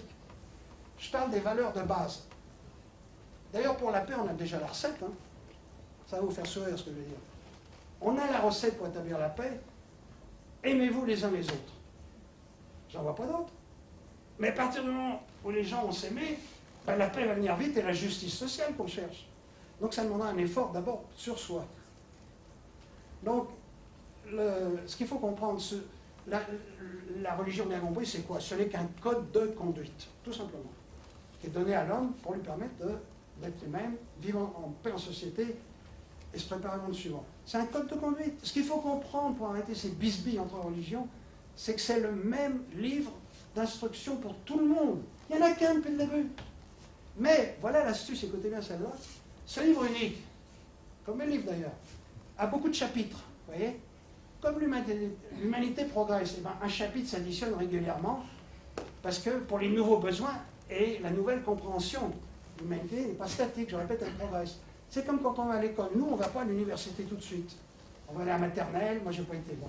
CP, CM. En fait, à l'école, on reçoit un seul enseignement, mais graduellement. Parce que comme on grandit, on peut saisir plus, ce qui fait que chaque année, un nouveau prof avec un nouveau livre, qui ne critique pas ce qu'il y a dit avant, il l'élargit. Vous voyez ce que je veux dire? Donc il n'y a qu'une religion. Pas besoin de sortir de Saint-Cyr pour piger ça quand même. Et une religion, il y a beaucoup de chapitres.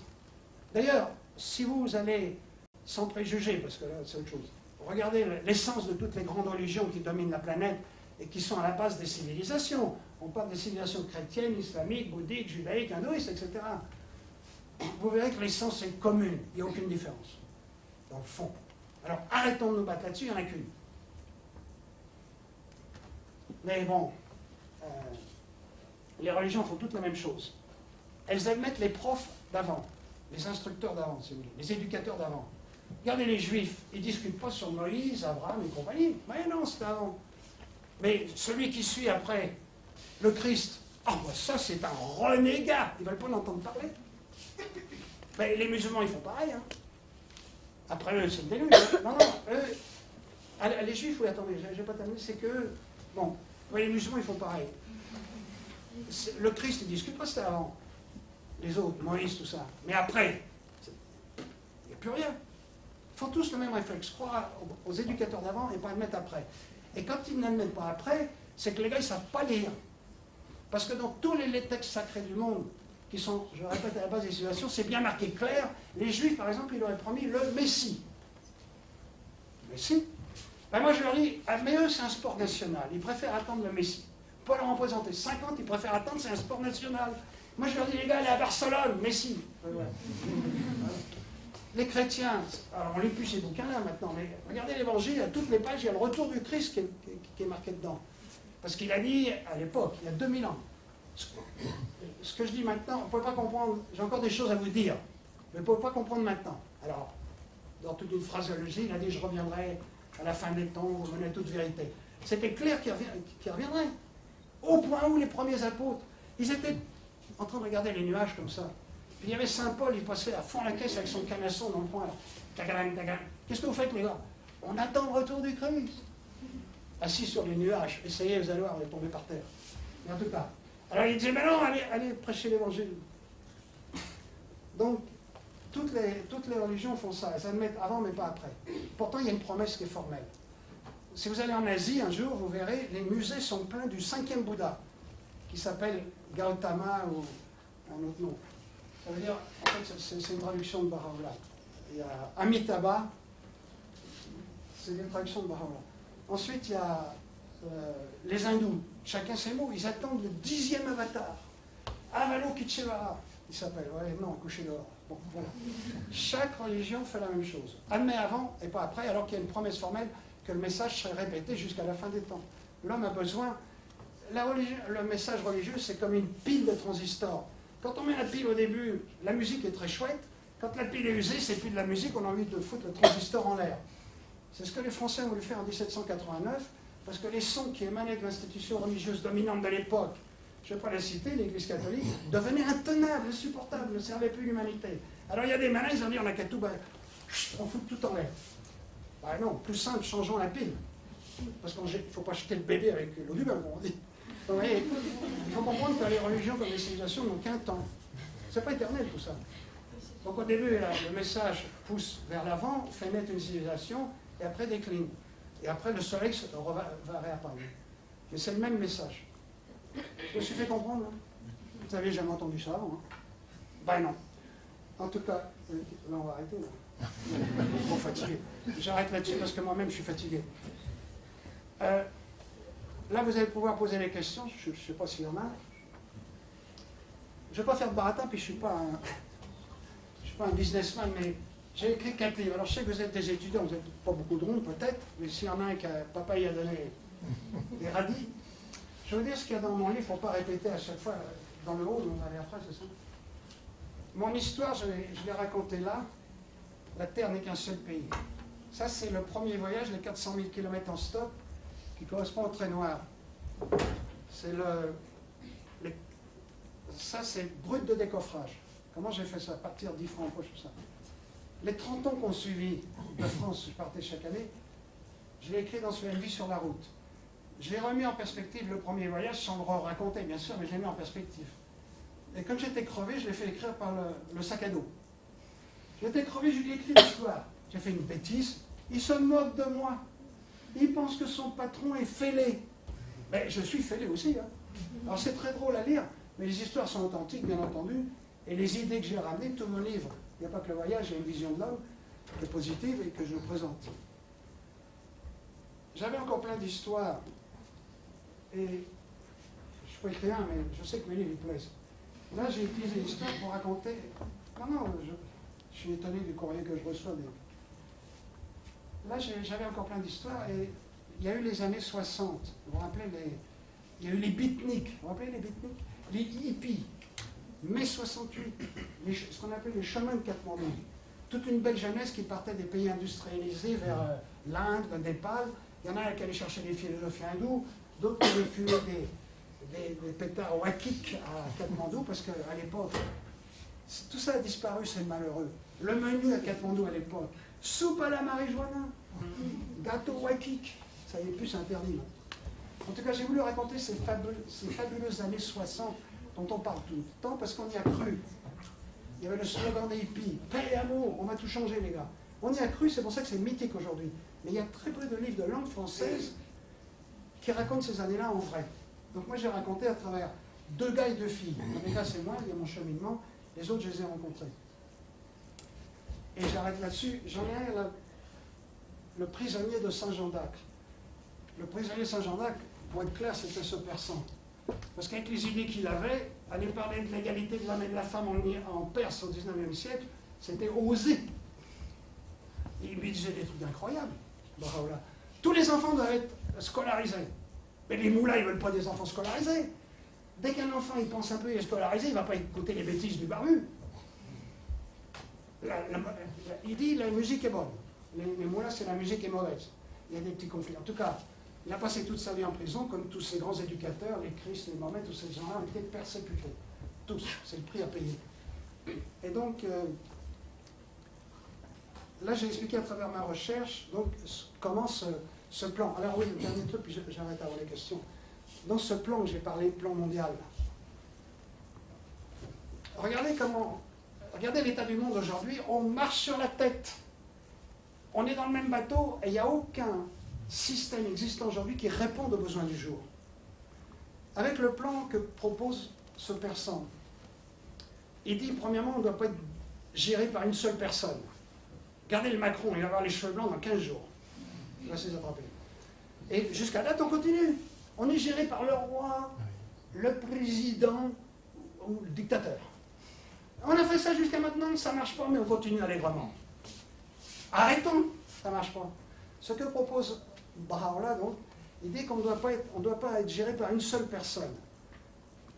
Pour éviter, évidemment, de tomber dans les abus d'excès de pouvoir, les dictateurs et tout ça. Lui, ce qu'il propose, on doit être géré, il dit, par une collégialité de 9 membres. 9 membres, ça fait toujours une majorité, 4 et 5. 9 membres élus démocratiquement chaque année.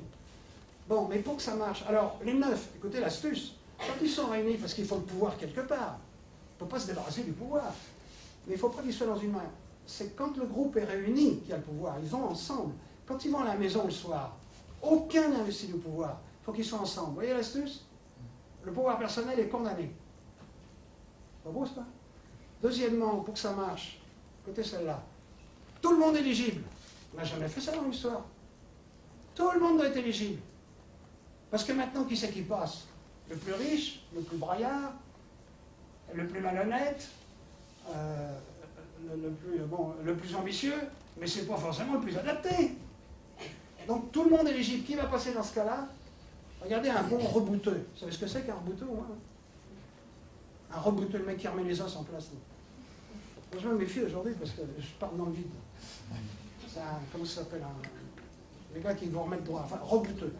Dans un village, il est bon, il n'a pas besoin de faire de la pub dans les boîtes aux lettres. Il va avoir la queue devant chez lui. Donc qui va passer avec ce système où tout le monde est éligible? Bien entendu, il faut des provisions pour se connaître, je suis d'accord. Mais qui va passer? Ceux qui se font connaître pour leur dévotion, leur capacité, leur vertu et tout ça. Vous voyez ce que je veux dire? Et troisième chose pour que ça marche, écoutez celle-là. Propagande électorale interdite. Vous vous imaginez des élections dans le futur, on n'aura pas un seul mur de salopés. On ne verra pas le Front National aller avec le berger allemand affiché. J'ai vu ça, moi. Oui, ils vont afficher avec un berger allemand. Donc, propagande électorale interdite. Qui va passer? Ben, ceux qui sont connus justement pour leur faire, leur capacité. Et celui qui est élu, ben, il ne sait pas qu'il est élu. Donc il ne va pas passer son temps à chercher à se faire réélire. Comme les politiciens d'aujourd'hui, ils valent ce qu'ils valent, mais ils sont dans un système, c'est le système qui ne va pas. Il faut qu'ils soient réélus. Donc ils brossent l'électoral en sens du poil. Ils passent leur temps. Nous, on a un système démocratique. Arrêtons avec ça, ce n'est pas la solution. La démocratie consiste à ce qu'une moitié des gens gouvernent et les autres ferment leur gueule. Ils ne servent à rien.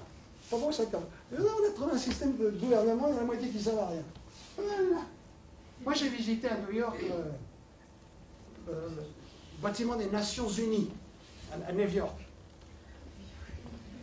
Drôle de nom pour des nations qui ne sont pas unies, mais je pense. Bon.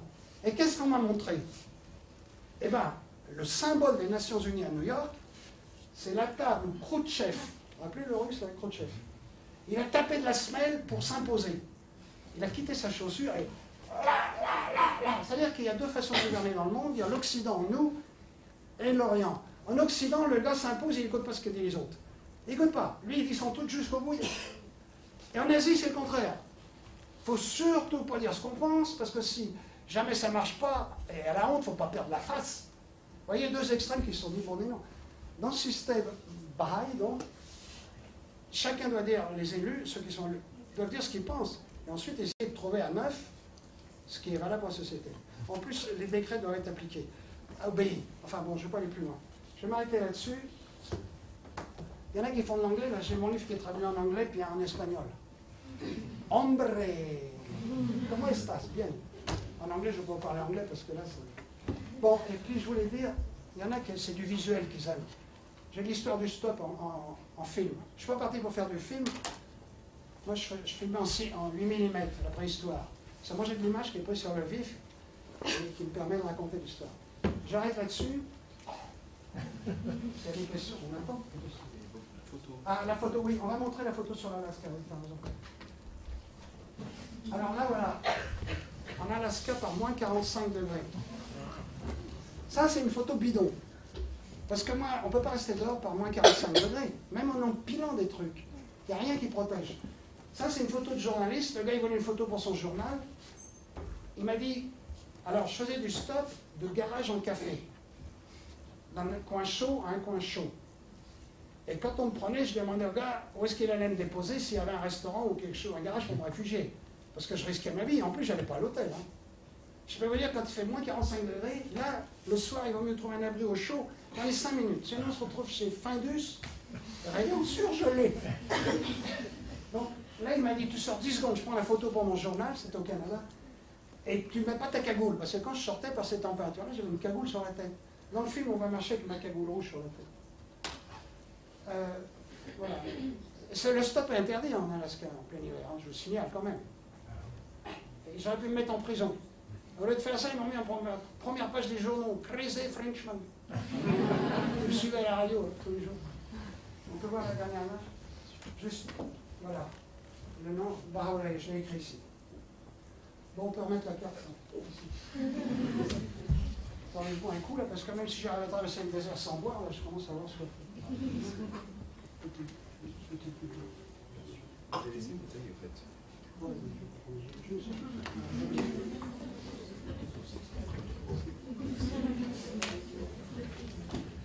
Merci beaucoup. On va ouvrir aux questions.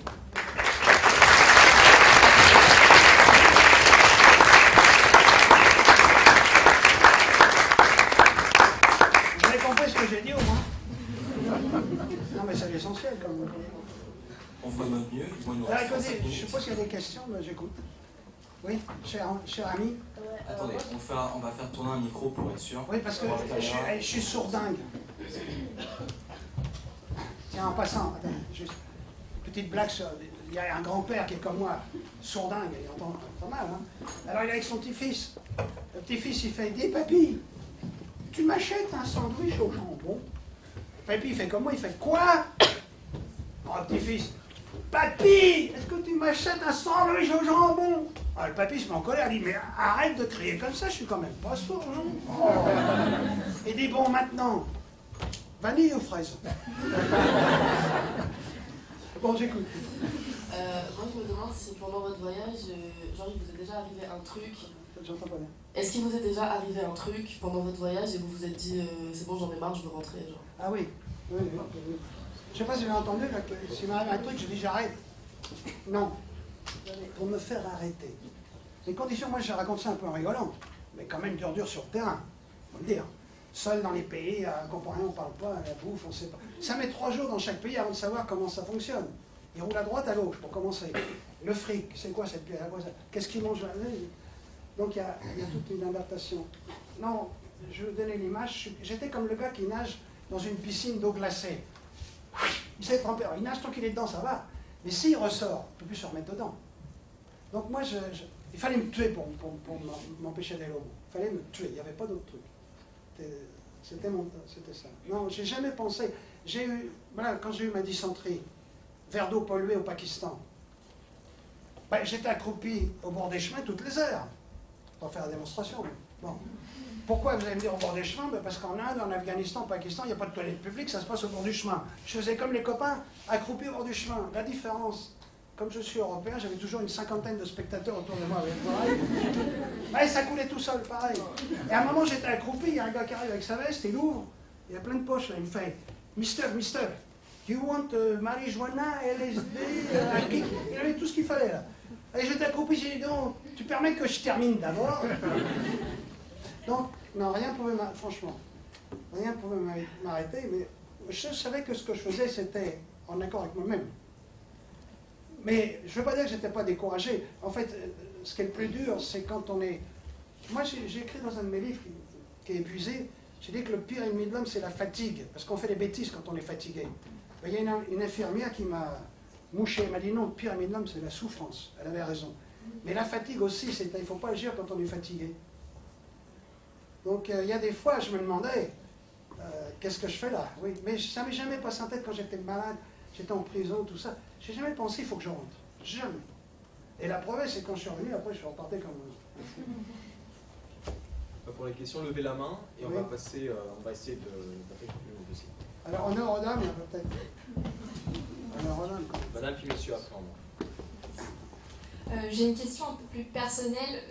Au début, vous avez dit que vous avez une fille et donc je voulais savoir où, quand et comment vous avez pu rencontrer votre femme entre tous les voyages et tout ça. Vous voulez savoir comment j'ai rencontré ma femme? Oui. Pourquoi vous avez une sœur à caser ou quoi? Bon. Oui, alors, pour être honnête, vous avez compris, les 18 premières années, j'étais célibataire. On ne peut pas tout avoir, tout faire, tout avoir. Déjà, le sac sur le dos, c'est assez, alors s'il faut mettre la bonne femme en plus, non, merci. Mais j'arrive avec l'usure du temps. J'arrive à 45 ans, la deuxième partie où je partais de France. Hein.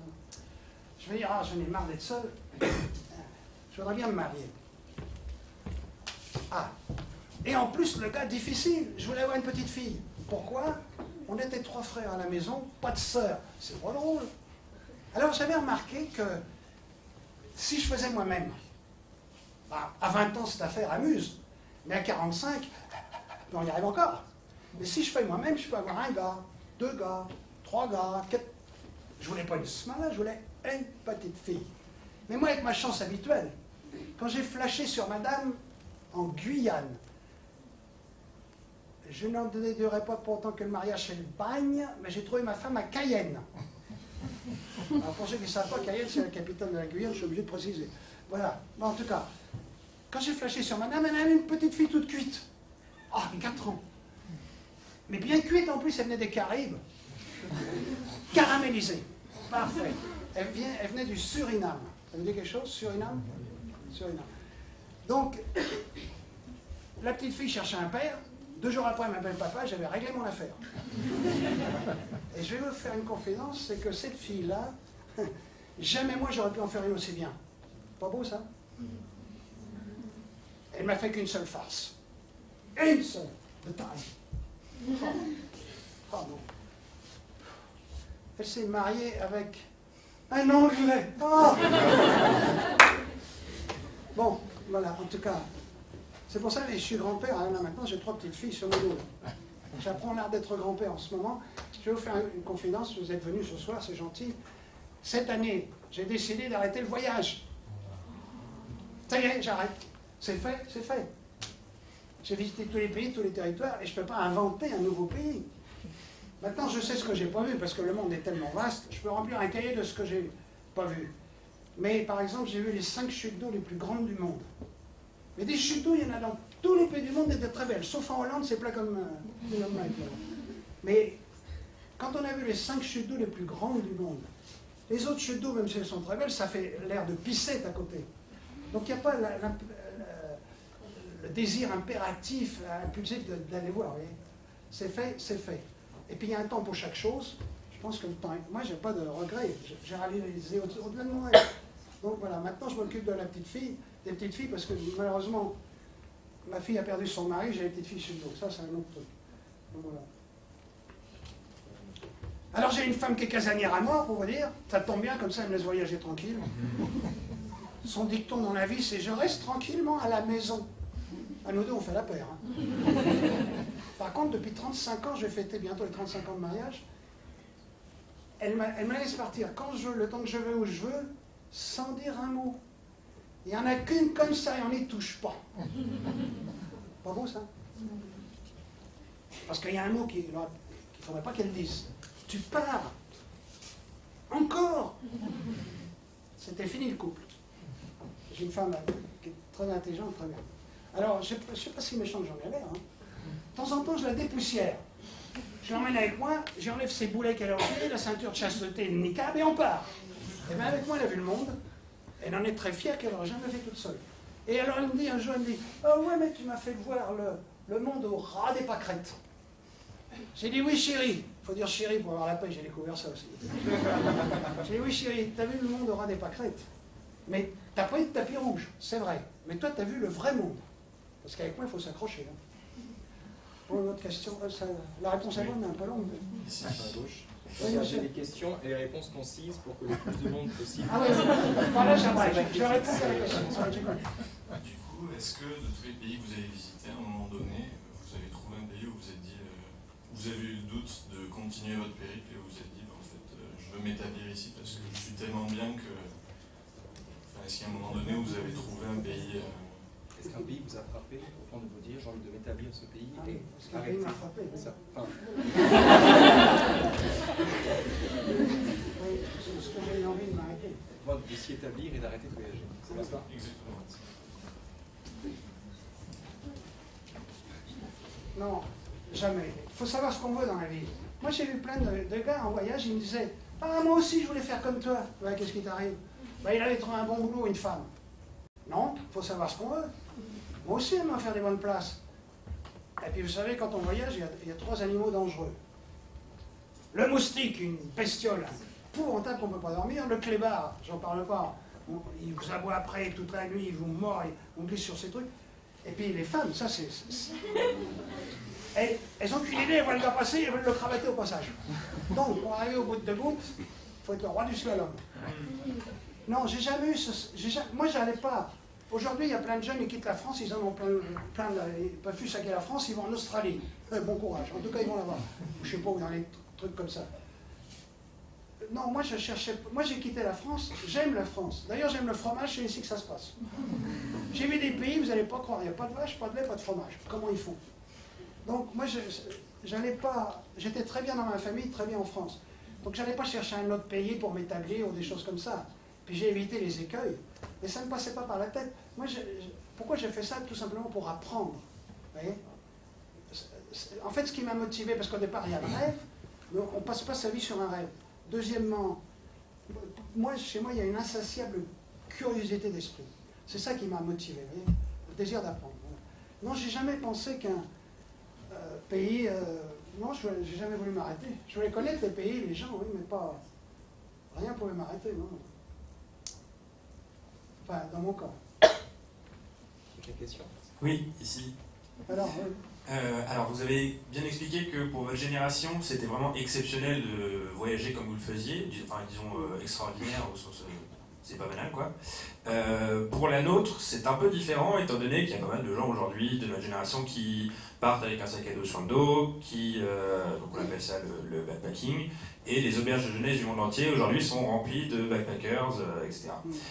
Est-ce que vous avez un avis sur cette façon de voyager qui est plutôt celle de notre génération, qui s'est construite en tout cas pour nous, enfin autour de notre génération, et est-ce que vous aurez des conseils pour les gens qui veulent voyager de cette façon-là?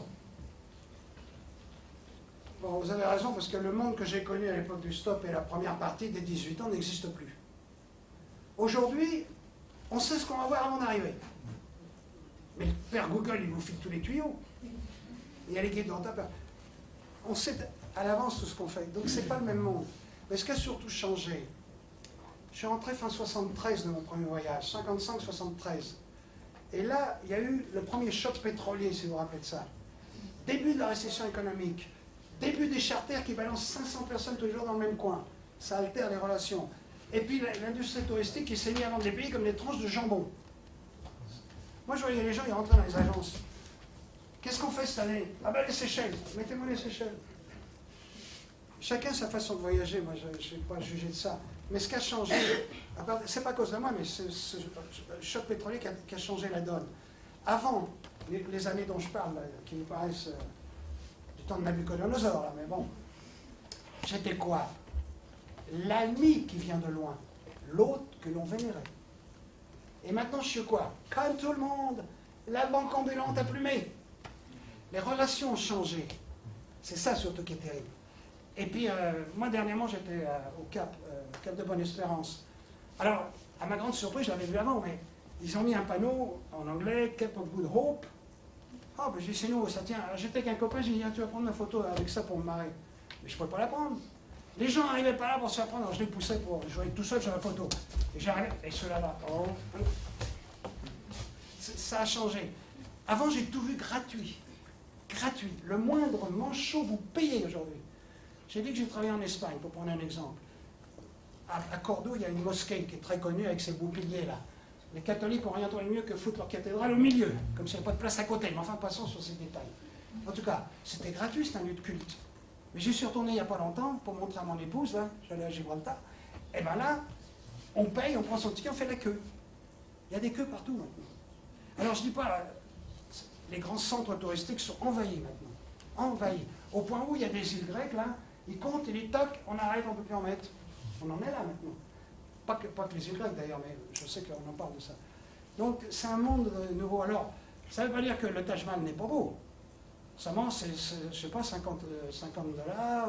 Et en plus, évidemment, il y a un petit peu de pollution, il est verdâtre un peu maintenant, ça c'est autre chose. Vous savez, j'ai découvert la pollution. J'en parle parce qu'en ce moment, il y a la réunion internationale Katowice. Pour vous situer la ville en Pologne, là, il y a la COP. Katowice, c'est à côté d'Auschwitz. À côté. Et quand je suis arrivé là, après à la fin de mon tour du monde en stop, j'arrive à Katowice, je ne peux pas respirer, j'étais là. Mais on ne parlait pas de pollution à l'époque. Je me dis, mais qu'est-ce qui se passe? Peut-être je suis fatigué de mon voyage, que j'ai mal dormi, je ne comprenais pas. Puis je voyais les murs qui se pointaient. Parce que les usines à l'idéal soviétique, ça crachait la fumée. Là, donc le monde que j'ai connu n'existe plus. Moi j'ai vu Moscou, pas une bagnole dans les rues.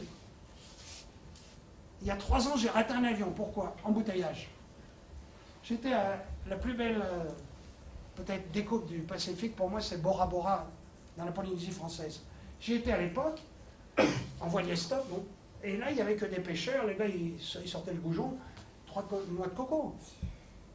Folklore sympa. Ben, maintenant, il y a des hôtels de luxe, il y a Marlon Brando qui a acheté un morceau, l'autre explorateur qui en a acheté un autre. Si on n'est pas dans l'hôtel de luxe, on ne peut pas se baigner. Ça, c'est les rapports qui ont changé. Maintenant, il y a des gens merveilleux partout, on va voir encore.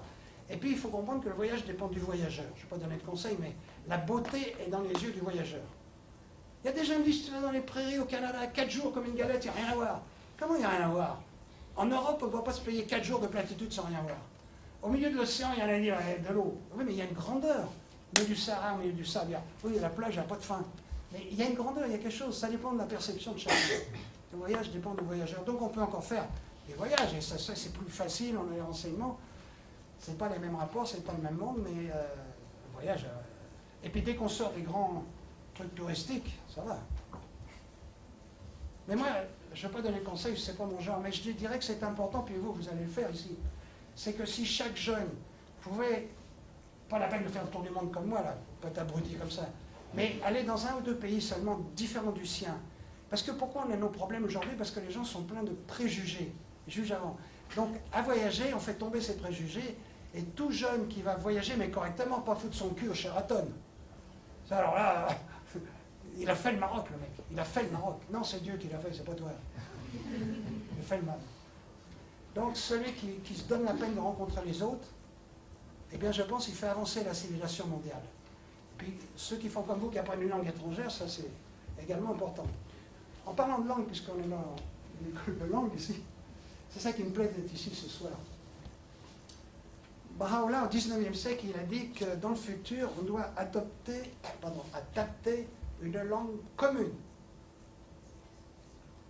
pour tous se comprendre et avoir un alphabet commun. Ben, vous étudiez les langues, vous avez le travail. Moi, je regarde l'arabe, je trouve ça que c'est plus joli que les lettres latines, mais ça m'a l'air d'un paquet de spaghettis qu'ils ont foutu au mur. L'autre fois, je regardais du georgien, c'est pas des spaghettis, on dirait des macaronis. Alors, je ne parle pas des dessins, des idéogrammes chinois et tout ça. Donc, avoir un alphabet commun, une langue commune. Et il a dit, alors, aux hommes de décider, alors vous voyez la foire d'empoigne. En tout cas, il a dit que le jour où l'humanité aurait adopté... Il ne s'agit pas d'éliminer les langues, on se comprend. Il s'agit de les garder, les langues, c'est la fleur de la culture. Mais il s'agit d'en avoir une en commun pour se comprendre tous également dans un monde qui a rétréci comme une peau de chagrin. Il a dit que le jour où l'humanité adopterait la langue commune, ça serait un des signes de maturité de l'humanité. Alors, on la veille demain, mais voilà. Mais ça se fera. Il y a l'espéranto qui a fait une tentative. On verra. Attendez, oui. J'avais une prochaine question. Vous avez une autre question? Je crois. Ah, monsieur, attendez, je vais vous... Merci beaucoup pour l'intervention, pour la conférence. Ma question était, votre premier voyage a duré 18 ans, c'est ça? Premier voyage en 55. Oui, donc vous êtes parti à 17 ans, vous êtes revenu à 35, vous avez dit que vous avez des frères et des parents. Ma question c'était, j'imagine que vos frères ont fait leur vie, se sont mariés ou ont eu des enfants. Vous avez, vous l'avez expliqué, il n'y avait aucune façon de vous faire changer d'avis, même pas par votre femme, d'arrêter ce voyage-là. Mais quand vous êtes revenu à 35 ans, est-ce que vous n'avez pas regretté d'avoir été auprès de votre famille, auprès de vos frères, à ces moments importants de leur vie? Non, jamais. Mais il y a une chose pour faire ça, il faut être détaché, tout simplement. Et qu'est-ce que les parents ont dit? J'en sais rien, j'étais pas là. Le but, c'est pas que... Le but de l'enfance, le but de la flèche, c'est pas moi qui dis ça, c'est Khalil Gibran, dans le prophète. Il dit, le but de la flèche, c'est pas de rester sur l'arc, c'est de partir.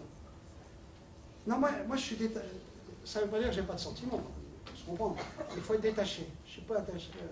J'ai jamais souffert de manque de parents, de frères, de jamais. Et je rentre à un de mes frères. L'aîné, alors, t'as fait le tour du monde comme ça? Ah, maintenant, tu vas le faire comme ça? Mon père, Père Rogéo, paysan auvergnat dans son jardin. Je dis que son oraison s'arrête au bout du jardin, chacun le sien d'ailleurs, mais ce n'était pas mes aspirations. Il pêchait le jardin.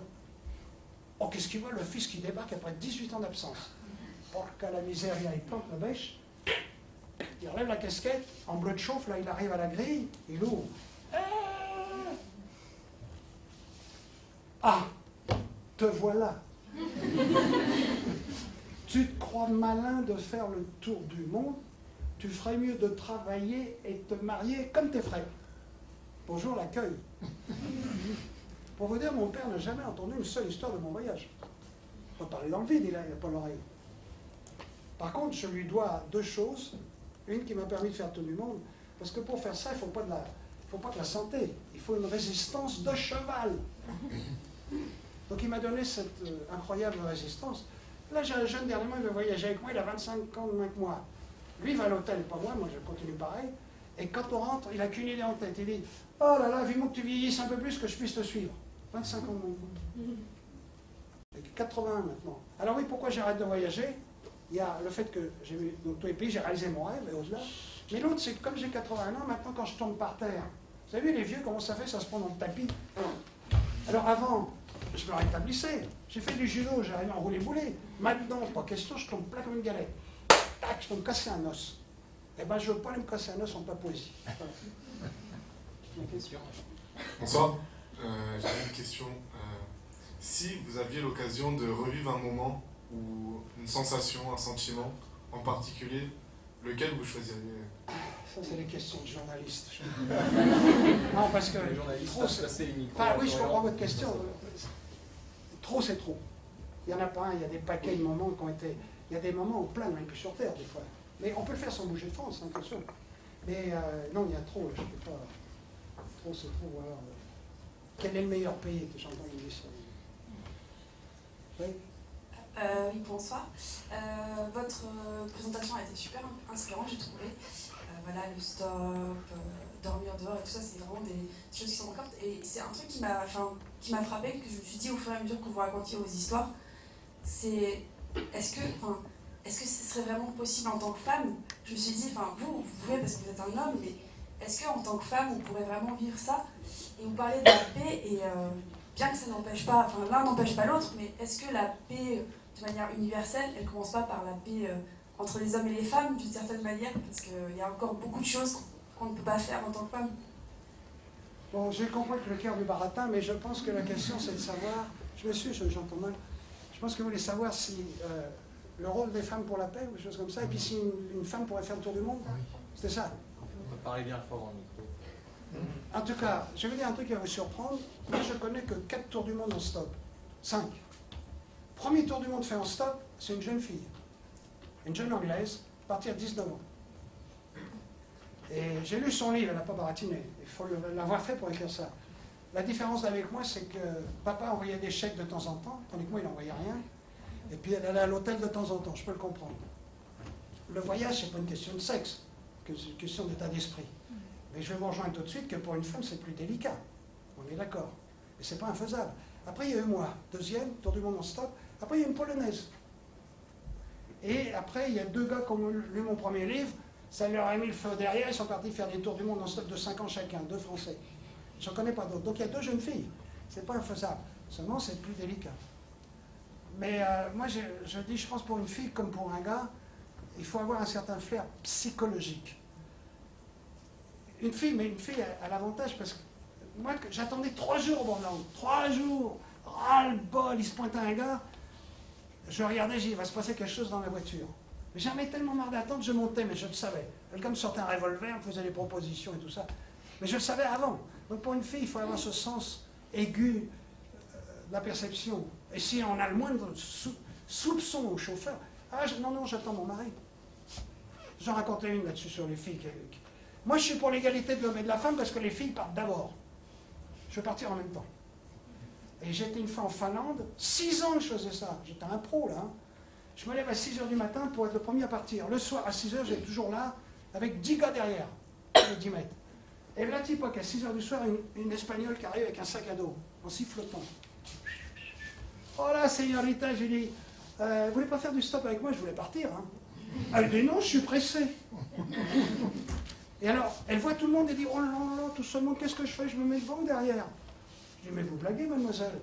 Vous vous mettez où vous voulez, devant, derrière, mieux, vous allez partir dehors. Elle dit, ben, je vais au fond.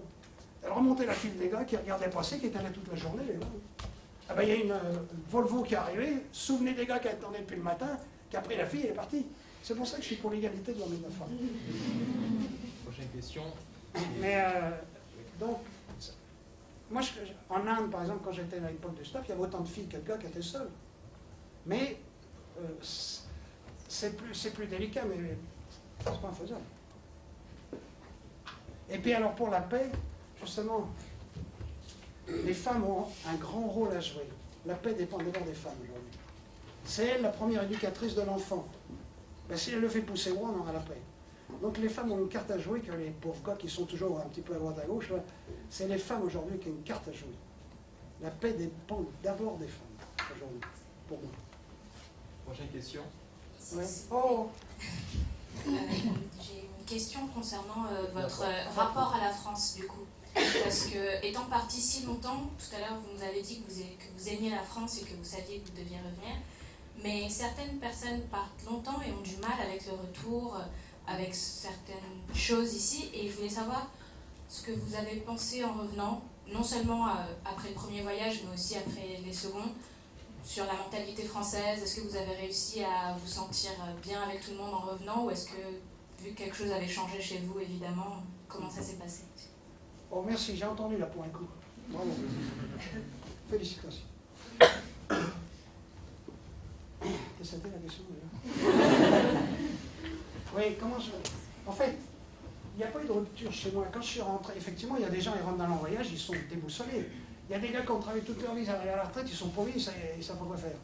Non, parce que moi, il y a toute une logique. Il y a la première partie, que je dis la partie universitaire, les 400 000 bornes en stock, voilà. Mais la deuxième partie, j'étais encore plus motivé que la première. Pourquoi? Parce que je voulais voir ce que je n'avais pas vu. Moi, j'étais furieux, il manquait des pays. Je voulais tous les voir. Mais j'avais également trouvé une réponse à ces questions de paix. J'avais ce message, la Terre n'est qu'un seul pays à partager. Mais qui dans le monde veut recevoir une bombe sur sa maison? Je n'ai pas vu. Donc la paix, c'est quand même, la paix et la justice, c'est quand même une aspiration des hommes partout. Donc j'ai un sujet qui... J'avais en plus un message à partager, en plus de voir ce que je n'avais pas vu. Donc la deuxième partie, je suis encore doublement motivé. Et de toute façon, même quand enfin, je partais 6, 7, 8 mois, mais les autres mois de l'année, je cavalais toute l'Europe. J'ai monté un film pour partager ce message. Je me tairais, je serais malhonnête. Et Bertolt Brecht, il a écrit « Celui qui sait et ne dit rien est un malfaiteur ». J'essaie d'être honnête. Je ne dis pas que j'ai raison. J'essaie d'être honnête, en tout cas. Je dis à chacun de penser. Vous avez une tête, pensez avec la vôtre. N'écoutez pas tout ce que j'ai dit. Moi, je vous signale qu'il y a quelque chose de nouveau. À vous de voir si ça vous intéresse. Si ça ne vous intéresse pas, regardez le foot. Il y a le PSG qui joue vendredi. Je vais regarder ça. Je ne peux pas parce que je suis pas canal, mais bon. En tout cas, non, les choses, il n'y a jamais eu de... Quand je suis rentré en France, je me suis dit, ben, comment je vais continuer pour voir les autres pays et puis comment je peux partager ce message? Parce que ça passe pas en France. Ils vont me parler foot que de religion, c'est clair. J'ai un sujet là qui est pas de la tarte. Mais il y a une logique dans tout ce que j'ai fait. J'ai jamais eu de rupture, tout s'est évidé de façon logique, même aujourd'hui. J'ai pas le temps de m'ennuyer. Il y avait une autre... Je sais pas si ça répond bien, mais... Pour les questions, ouais. à main levée pour qu'on puisse établir un ordre. Est-ce qu'il y a d'autres questions?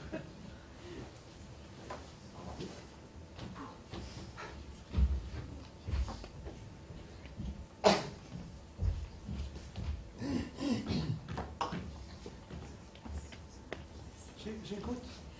Moi, je voulais savoir, quand vous avez parlé du fait que vous avez été expulsé dans certains pays, oui. Est-ce que vous pouvez donner quelques exemples des raisons pour lesquelles vous avez été expulsé? Bah, il n'y a rien à faire.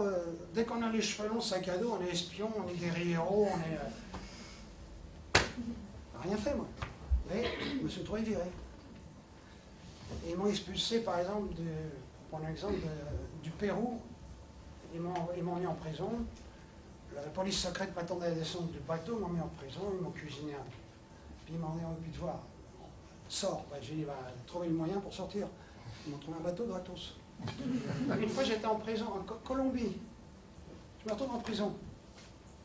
Alors je leur dis, Seigneur, mais pourquoi je suis en prison? Qu'est-ce que je fais là? Tais-toi. Il me dit, tais-toi. Je dis, non, je veux savoir pourquoi je suis en prison. Je suis il y avait le Che Guevara à l'époque. Il faut se rappeler en Amérique du Sud. Une époque bénisse encore. Je lui dis, pourquoi je suis là? Je suis un guerriero. Tais-toi. Mais Seigneur, je veux savoir pourquoi je suis là. Je suis un révolutionnaire. Tais-toi. Je dis, mais je veux savoir, je suis quoi, un espion? Tais-toi. Je dis, je veux savoir. Il dit, t'allais détourner l'avion sur Cuba. Ils m'ont sorti de l'avion, je ne sais pas pourquoi. Ils croyaient que j'allais détourner l'avion sur Cuba. On se retrouve en prison sans rien faire aujourd'hui. Il y en a qui ont fait quelque chose qui ne sont pas en prison, mais ça c'est autre chose. Il y a une autre question. Oui, oui monsieur. Est-ce que vous êtes intéressé à la question de la paix avant d'avoir lu du Baha'u'llah ou après? Enfin, est-ce que c'était une réflexion qui était bien avant ou après que vous ayez Non, lu? moi je ne suis pas parti pour savoir si la paix va se faire.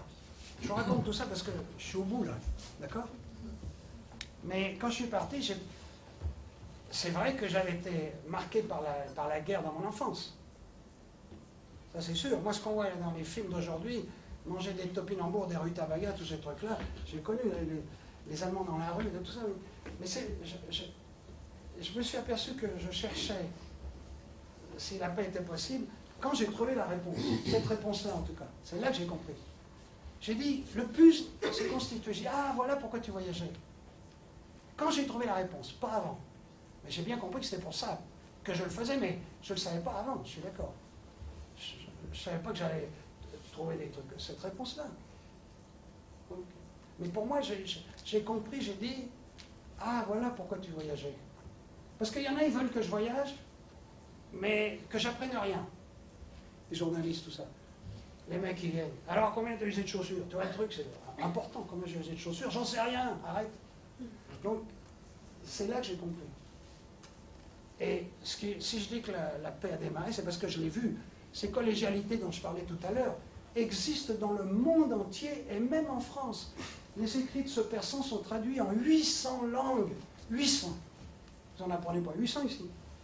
Donc, même en français. On peut dire en français. L'origine est arabe ou persane. Donc, j'ai une autre question. À aujourd'hui, combien de langues vous parlez et avec quelle langue? Qui c'est qui parle là? Ah oui, c'est ma copine là. Je me demandais combien de langues vous parliez à aujourd'hui et avec quelle langue en majorité vous parliez pendant vos voyages? Bon, moi j'en parle que 5. J'ai appris sur le tas. Moi je les ai appris correctement. 2 ans dans chaque pays pratiquement. L'allemand, moi j'avais pas fait un mot d'allemand à l'école. À Paris, on a la trouille d'apprendre l'allemand. On apprend l'espagnol, ça ressemble plus. La porte, la puerta, bon, ça va ça. Mais des turcs. Alors, quand j'étais en Allemagne, je voulais y aller pour voir si j'étais capable d'apprendre une langue tout seul, sans prof, sans rien. J'avais 5 mots d'allemand quand j'étais en Allemagne. Raus schnell Papier, Kommandantur, Gestapo. Manque de peau, les gars étaient finis, ils ne servaient plus ces mots-là. Je voulais savoir si j'apprenais. Mais je suis un bûcheur aussi. Hein. Je passe pas mon temps à fumer une clope au bistrot. Et donc, au bout de 2 ans, je parlais l'allemand comme un allemand. Je lisais sans déco. Là, je perds parce qu'une langue, il faut répéter constamment. Pour apprendre une langue, il ne s'agit pas d'être intelligent. Il s'agit d'avoir une cervelle de perroquet qui répète bien. Voilà l'art d'une langue. Il ne faut pas inventer. Il faut répéter exactement comme disent les gens. Donc, 5, ça aide. Bon, on sait tous que la langue la plus utilisée aujourd'hui, puis j'apprenais un tas de mots d'un tas de langues. J'apprenais 2 phrases. La première, c'est pas d'argent.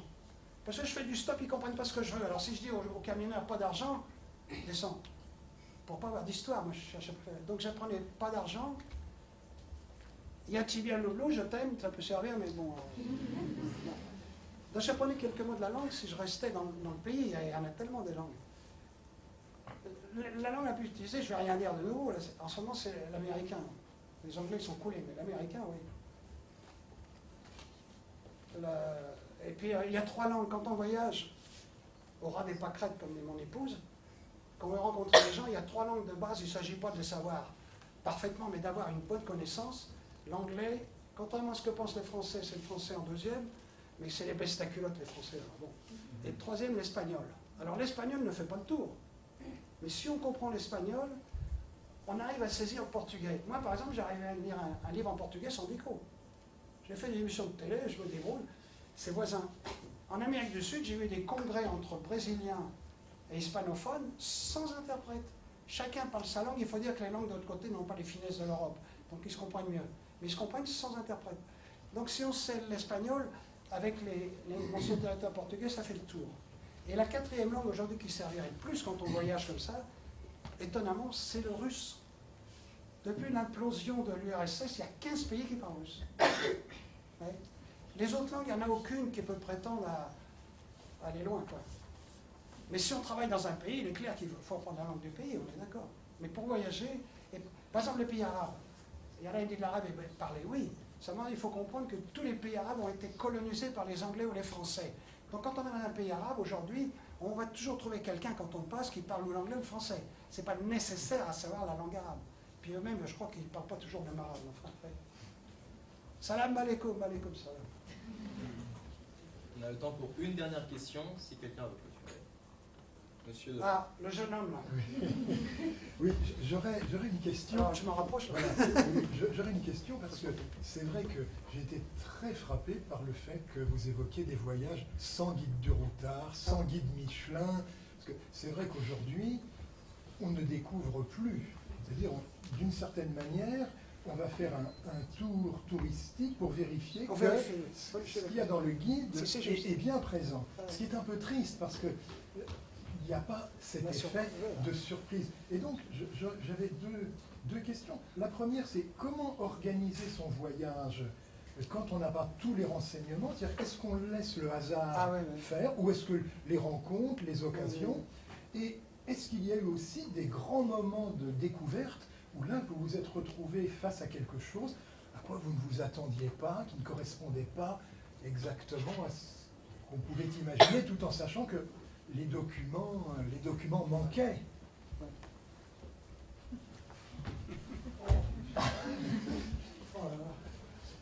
Encore 2 minutes. 3 à 4 minutes. Je vais rentrer sur les genoux avec une question pareille. Non, la question que je me demandais, c'est comment je... Avant, il n'y avait pas les guides, tous les renseignements, donc comment j'organisais mes voyages.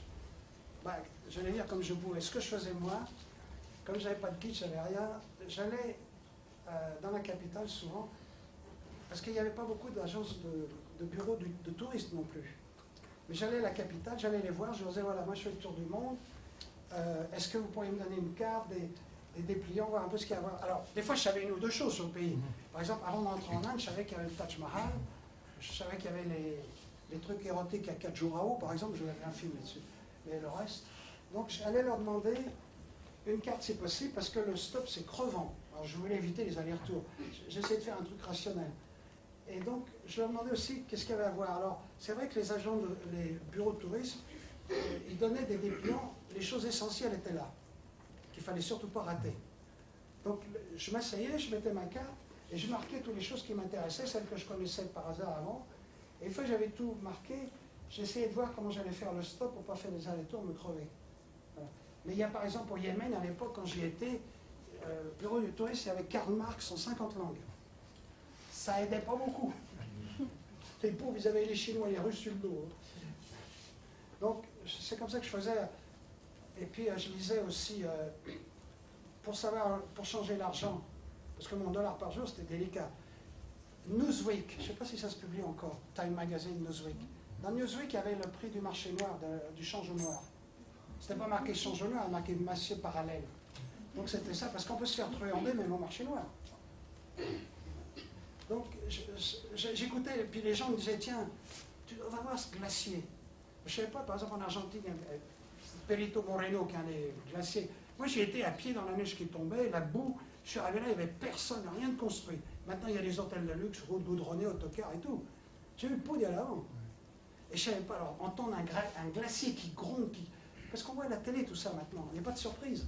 Et moi j'étais surpris, j'entends, la nuit j'essayais de dormir dans mon duvet, j'entendais ce bruit épouvantable de la glace qui craque, c'est fabuleux. Quand on découvre, on ne sait pas que ça existe. Maintenant évidemment on a entendu à la télé, on va voir si c'est comme ça. J'ai eu une chance, le monde que j'ai vécu avant c'est une chance inouïe. C'est le monde qu'on en rêve qui n'est plus vraiment là. Donc moi j'y allais au hasard, puis des gens des fois me disaient, mais ils ne m'ont pas dit pour les dragons du Komodo, c'est pour ça que j'ai dû retourner. Souvent j'ai repris, maintenant évidemment on voit tout à la télé, il y a les articles des journaux, il y a tout, donc il y a des trucs, je suis retourné pour voir des choses qui me paraissaient importantes, que j'avais ratées, j'étais passé à côté. Mais c'est comme ça que je faisais. Et la fin de la question. Est-ce qu'il y a eu des découvertes inattendues? Ah oui, enfin, la surprise, justement. Oui, bah, la surprise, bah, je prends le glacier, c'en était une. Oui, on arrive à... Bah, comment c'est pas commencer, quoi, c'est... Et puis, il faut y aller qu'une fois, à mon avis. La première fois, c'est la meilleure. Parce qu'on a l'impression, retournez voir, il y a des gens, ils partent, chaque année, on se fait revoir le même truc. Bon, c'est leur affaire. Mais moi, une fois que j'ai vu, je peux revoir. Ça ne veut pas dire que j'ai pas vu des trucs 50 fois. Il y a des pays qui sont au milieu, on ne peut pas les éviter. Ce maudit Suisse en Europe, on est toujours obligé de traverser. Mais moi, une fois que j'ai vu, je vais garder frais dans la tête. Bon, on va terminer sur une petite blague et puis on arrête. C'est un gars, il dit à son copain, il dit ah, j'ai visité tous les pays du monde. Ah, il dit bon, alors tu connais Tu connais le Canada? Eh ouais, j'y ai passé 8 semaines. Oh, c'est bien, c'est fort. Il dit, tu connais le Brésil? Ah, mais oui, j'y ai passé 7 semaines, bien sûr. Je dis, mais alors tu connais la Papouasie? Oh. Ah, mais écoute, fous-moi la paix, bien sûr, j'ai passé 4 semaines. Ah, mais il était fort, toi, tu connais la géographie, hein? Ah, mais fous-moi la paix, bien sûr, j'ai passé 8 semaines. Voilà, je vous remercie pour votre attention.